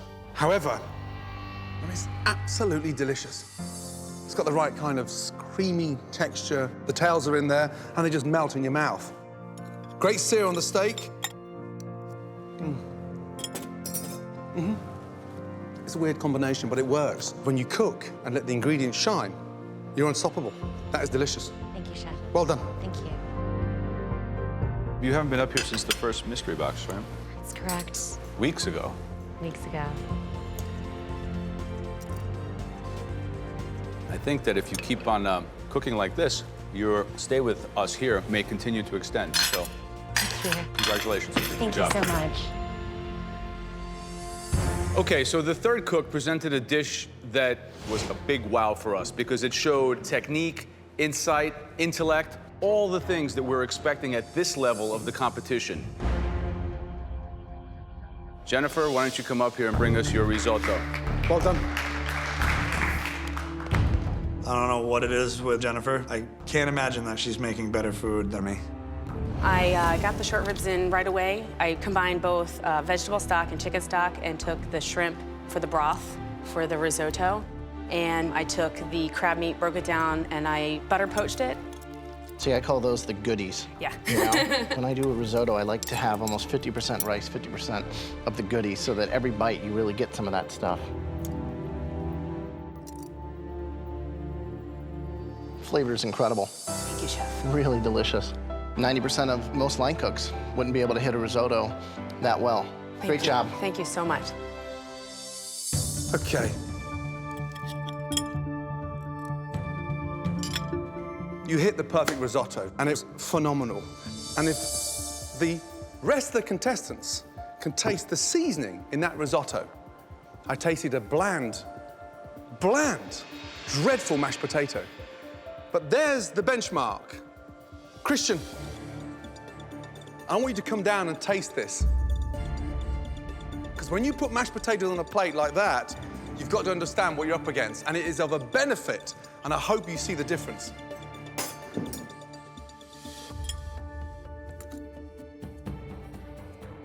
Pretty good. I've had better. Look at me. You may want to be smart and start acting like an arrogant. But let me tell you something. It's cooked perfectly and it's seasoned beautifully. Your mashed potatoes are bland. And so I want you to identify the difference, hoping that you've got the intelligence to take it to the next level and learn from it.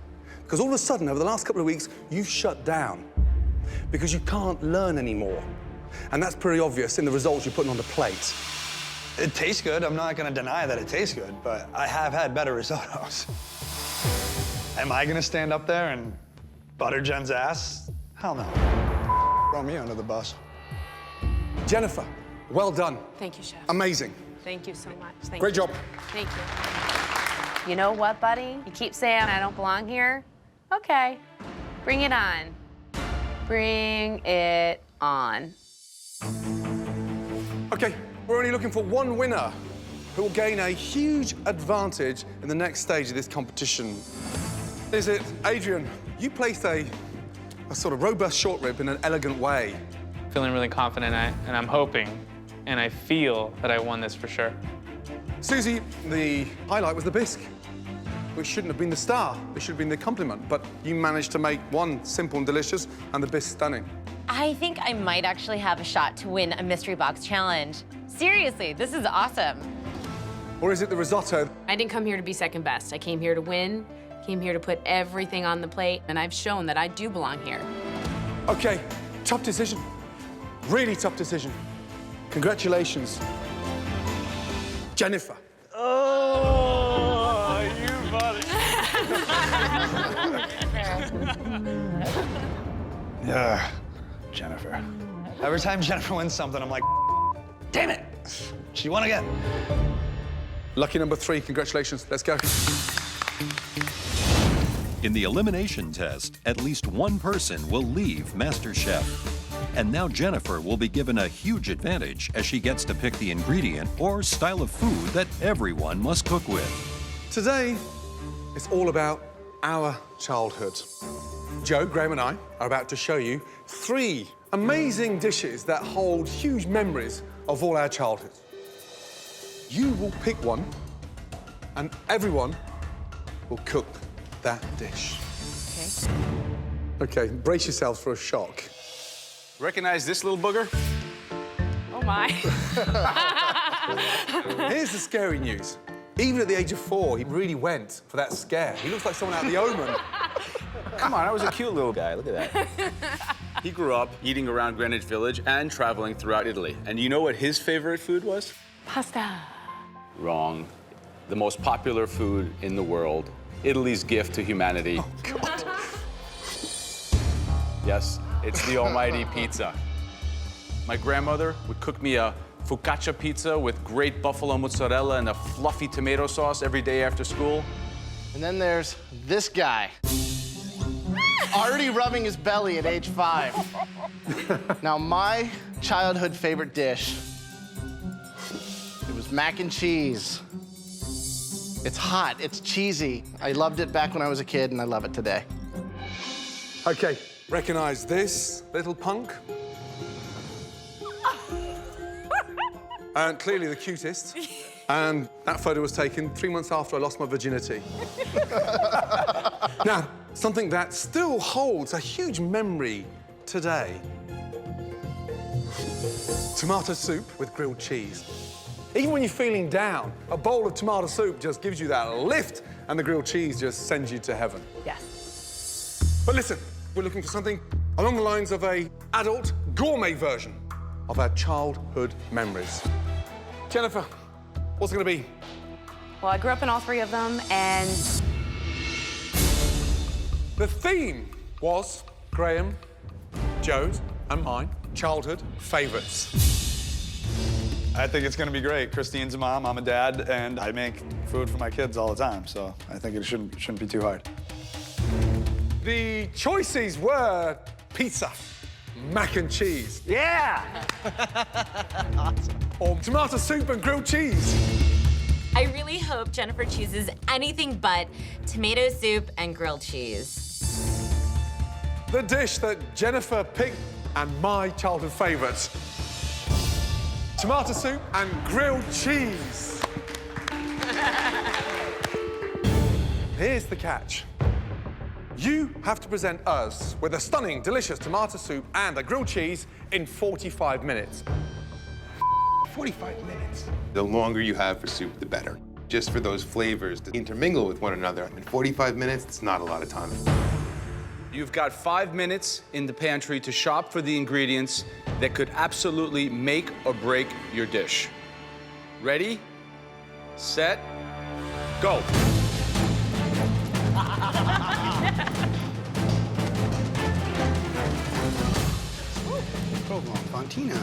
The grilled cheese thing for me is tough, so I grab a bunch of different cheeses, and then I see foie gras. It's an ingredient that you normally don't ever get to work with. I've actually never used it before, so I'm thinking I'm gonna get it and maybe use it if it speaks to me.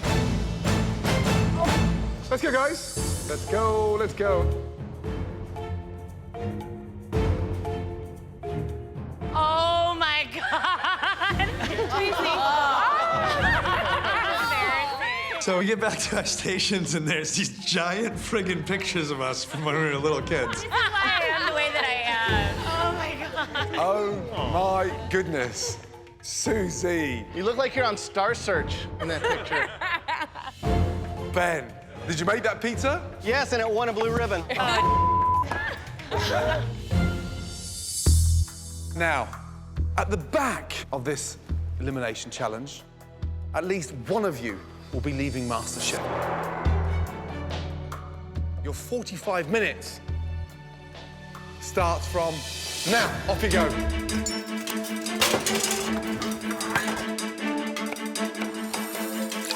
On paper, this is an easy challenge, you know, tomato soup, grilled cheese, but you really have to elevate it. And what's gonna be difficult about this is you kind of got to think about what am I gonna do with grilled cheese that works with what I've done with the soup. They have to come together. So, big stumbling blocks in terms of issues. Soup being too thin, lackluster in flavor. Too thick, right? Could be a little chunky. Lack of imagination, too literal, I think is the biggest risk. Sure. It's not gonna impress, it's not gonna stand out, it's not what we're asking for. Toughest part for me today is definitely the soup. I'm a little bit nervous about that. 15 minutes gone, 30 minutes to go. Right, Susie, you have just popped out of this competition now, and you're sort of back in the game. And it'll be a great shame to see you go on the back of a bowl of tomato soup and a grilled cheese. Why is yours gonna be so different? My tomato soup is updated. We've got bourbon in there, and it's gonna be in an heirloom tomato that I'm roasting right now. Sounds like you're going complicated again, Susie.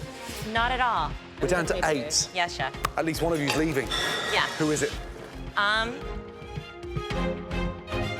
Christine. Christine's been a little loopy from the beginning.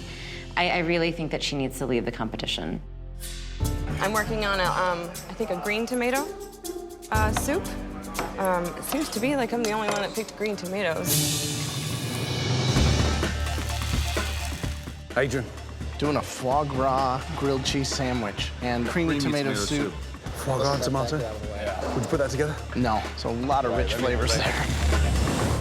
Derek's going for a traditional rustic, sort of chunky, oven-roasted vine tomato soup. When I see from the rest of the field, I think he might be outclassed. Yeah. I think he's gone a little too simple.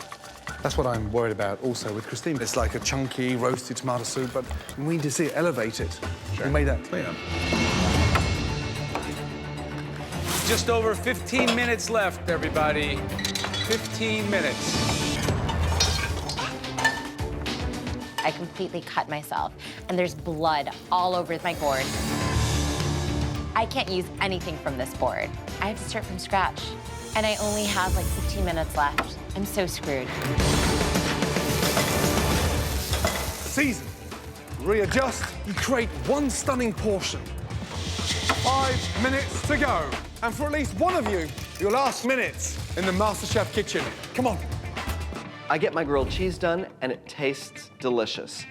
I taste my soup, and it's a disaster. Something has gone horribly wrong with my soup. 30 seconds to go. Finishing touches in there now. Come on. Finish, finish, finish. 10, 9, 8, 7, 6, 5, 4, 3, 2, 1, and stop. The judges will now taste all 8 dishes. The contestant with the worst dish will be leaving the MasterChef kitchen. Susie, let's do it. I can't believe I finished my bowl. It definitely came down to the wire. I'm literally in my pants, honestly. Today I've got a 3G grilled cheese sandwich. A 3G? Yeah, I've got a little bit of goat cheese, smoked Gouda, and a little bit of Gruyere. The tomato soup that's chunky. It's also got a little bit of bacon in there, and it also has roasted red pepper.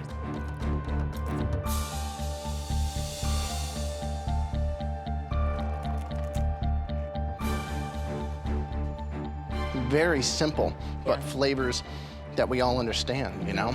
Really, really cohesive dish. You should be psyched. Thank you. What's in the soup? Shallots, a teeny tiny bit of mushrooms. I deglazed with bourbon. And you can totally taste the bourbon. It's amazing. And you taste not only the bourbon, yeah, you taste like the sweet toast from the bourbon barrels. It's amazing. Yeah, it's almost like a vanilla note. It takes vanilla or tropical, but it's the toast from the bourbon barrels. Amazing. Congratulations. Good job, Susie. Okay. One big question. Where's the tomato? What do you mean? Yeah, it's You over want to there. see it? You want to see it? Okay. Of course I do. You told me you're serving tomato soup in a freaking roasted tomato, and I want to see that tomato. Why did you change your mind? I thought it was overly complicated, but it was gonna explode. Well done. Good choice. Yeah. I mean, it's delicious. Thank you. It is absolutely freakily delicious. Thank you, Chef. Great job. Thank you so well much. done. The judges talk about Susie's dish being great. Fine, whatever. The fact that it came out pretty perfect, I think it's more of an accident. Okay, Adrian, come on up. I didn't roast the tomatoes, so it's a little more acidic. It was garnished with chives and a lemon honey creme fraiche. The sandwich, I got layers of manchego, blue cheese, honey, bacon, and the foie gras that you saw earlier. It's a cream-based tomato soup. Yes. Mm-hmm. That's where you've got to be very careful in terms of the level of cream. So you've got the cream in the soup, then you go and put bloody foie gras in between 2 slices of fried bread. I am so rich. I wanted it modern, but bold. You know, it's way over the top. Christian, please come forward. Today for you, Chef, I made a creamy tomato soup with lobster. And for my grilled cheese, I used a baguette, rubbed it with some foie gras, melted the cheese, which is drunken goat, fontina, and there's a piece of prosciutto in there as well.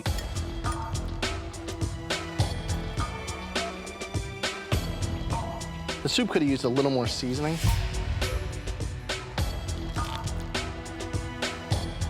The flavors are good, but it's a little dry for my liking. Okay. I think at this point, the judges been a little bit harder on me than other competitors because they, know that I'm gonna be a great chef someday. Ben, let's go. Blow us away. I'm walking up to present this soup to the judges, and it's literally disgusting. And I wonder if I should maybe just trip so that it falls on the ground.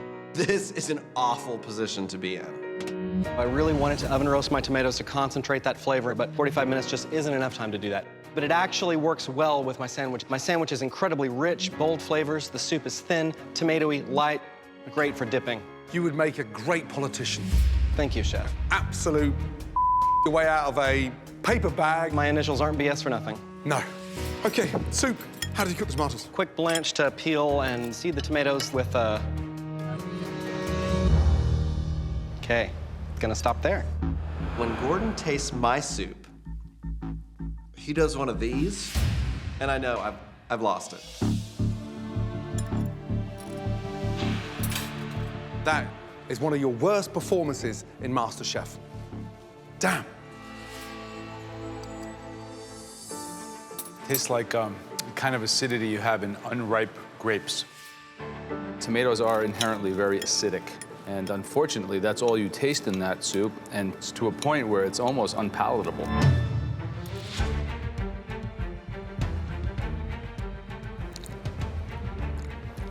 After that soup, I mean, any redeeming quality that sandwich might have doesn't even play. Big mistake. This is the worst thing that I've produced on this show. I'm going home. Sorry. I expected it, but it's frustrating and upsetting, and I really feel like in the back of my brain, they're gonna nail me to the wall and send me home. Tracy, let's go. What have we got here? We have a Mediterranean-style tomato soup. I used fresh tomatoes, a little tomato paste with a pancetta and fontina grilled cheese.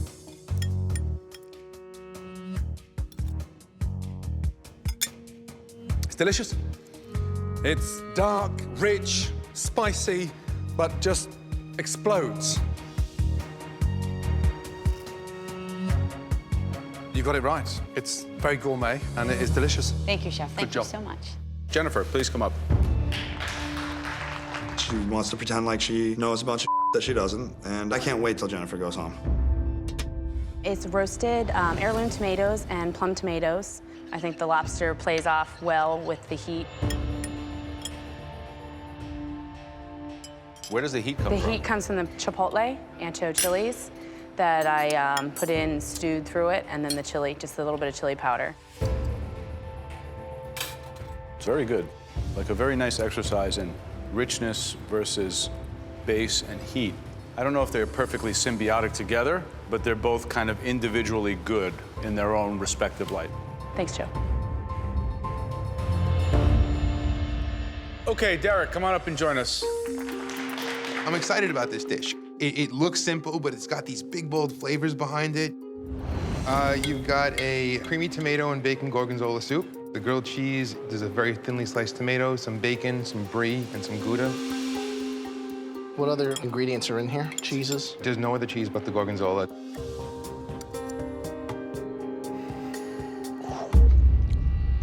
It's like tomato and cream and bacon all hanging out at the schoolyard, and then this big gorgonzola bully comes along and just beats the crap out of them.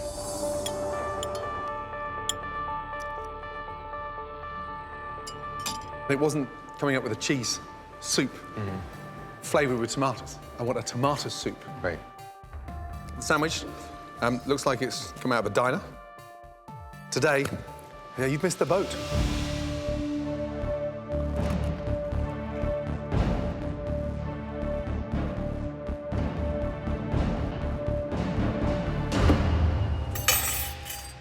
You lost the dish. All I taste is gorgonzola. It shuts everything else down. Last up, Christine, let's go, please. I have a roasted green heirloom tomato soup with a provolone and goat cheese with bacon. Very acidic. It's got that big kick. Is that what you wanted? Maybe I should have left the vinegar off. Talk to me about your grilled cheese. You've got provolone, goat cheese. Why the two together? Because I love goat cheese and I love provolone.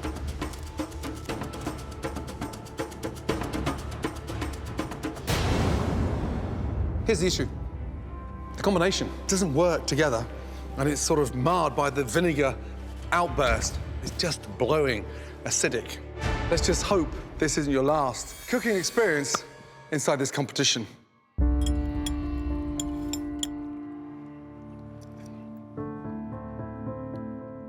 Yeah, it's got a really strange texture. It's almost baby food-esque. It's almost got like this oily thing happening where it's seeping out of it and it's... Okay. All right, thanks. Good. It smells volatile. Cream and vinegar, very difficult together. Okay. Kind of a pretty big technical error. Well, hopefully it doesn't send me home. Provolone is a cow milk cheese. The other one is goat. It's kind of like completely out of context, very contrasting, not complementing, and it's very greasy. Okay. That's okay? No, it's not okay. I'm just listening to you, saying yes. Thanks. I don't know what she was thinking. The grilled cheese looks pretty disgusting. After tasting all 8 dishes, the judges must choose between the ones that brought back fond childhood memories and the ones that inspire nightmares. Right. Yeah. Let's start off with the 2 best dishes. The first one belongs to Tracy. Congratulations. Thank you. Your dish was fantastic. Thank you. But there was one dish out there that was a millimeter above its competition. Congratulations. Susie, great job. Are you joking?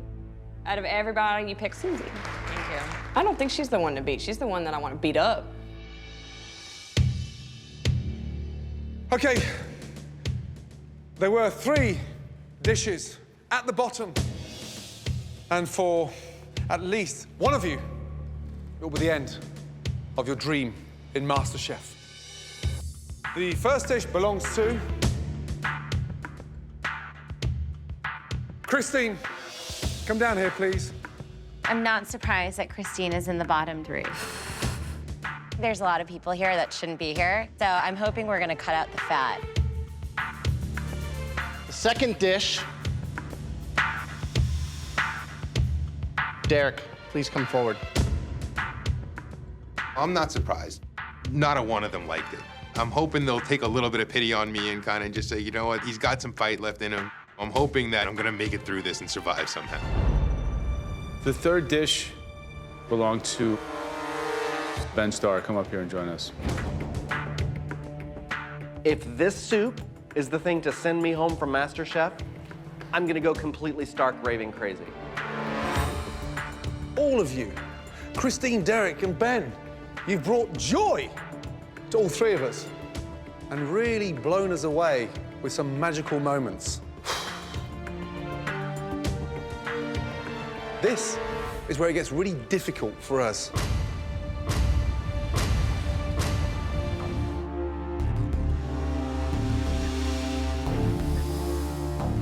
Ben, step forward, please.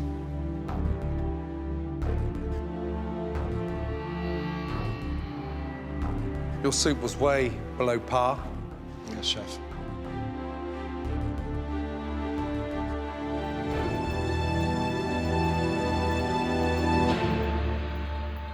But you're staying. Back to your station, please. They've given me one last chance. I am gonna take it and use it. Next is gonna be brilliance. Christine and Derek, you've both had highs and lows across this competition. And the journey has been immense. I mean, really immense. But this is where it ends. The person leaving MasterChef is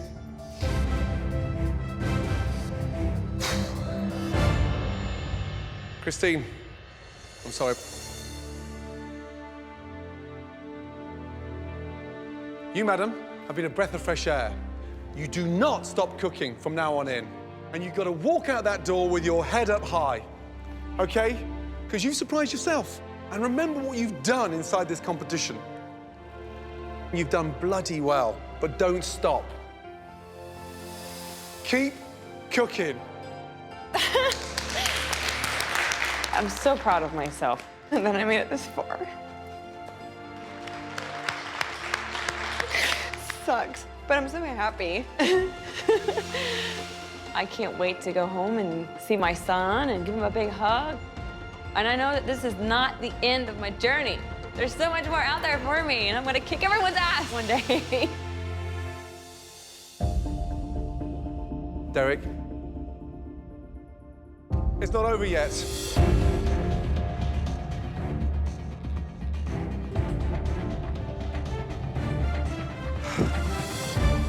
I'm really sorry. You are leaving MasterChef tonight.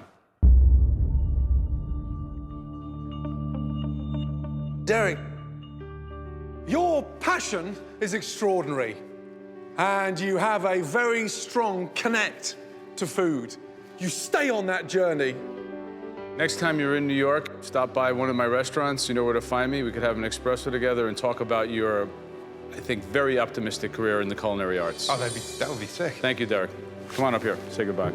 Thank you, Derek. Congratulations, man. Being eliminated is no fun. Going home now, you know, it's depressing. You know, I really would have loved to be around more, to learn more, and, you know, to cook more. But I'm definitely going to pursue cooking much more seriously than I ever even thought about before. You may be someplace in Manhattan or LA or somewhere, wherever I end up. You may be eating my food. You may not know it's me, but I might be behind there making it. There's only 6 of you left. And tomorrow, you're facing a huge challenge. Get some rest, because you're gonna need it. Well done, and good night. Thank you, Good Chef. night. Thank you, Judge. Thank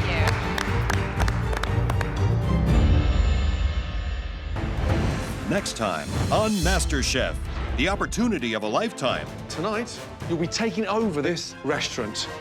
quickly turns into a disaster. 2 risotto, 2 hamachi, 2 beef, 2 scallops. 2 risottos, 2 hamachi. Can I have an answer? Can I have an answer? Do you think that I am serving that out there? At the end of the night, one more home cook will be leaving the MasterChef kitchen. Please take off your apron.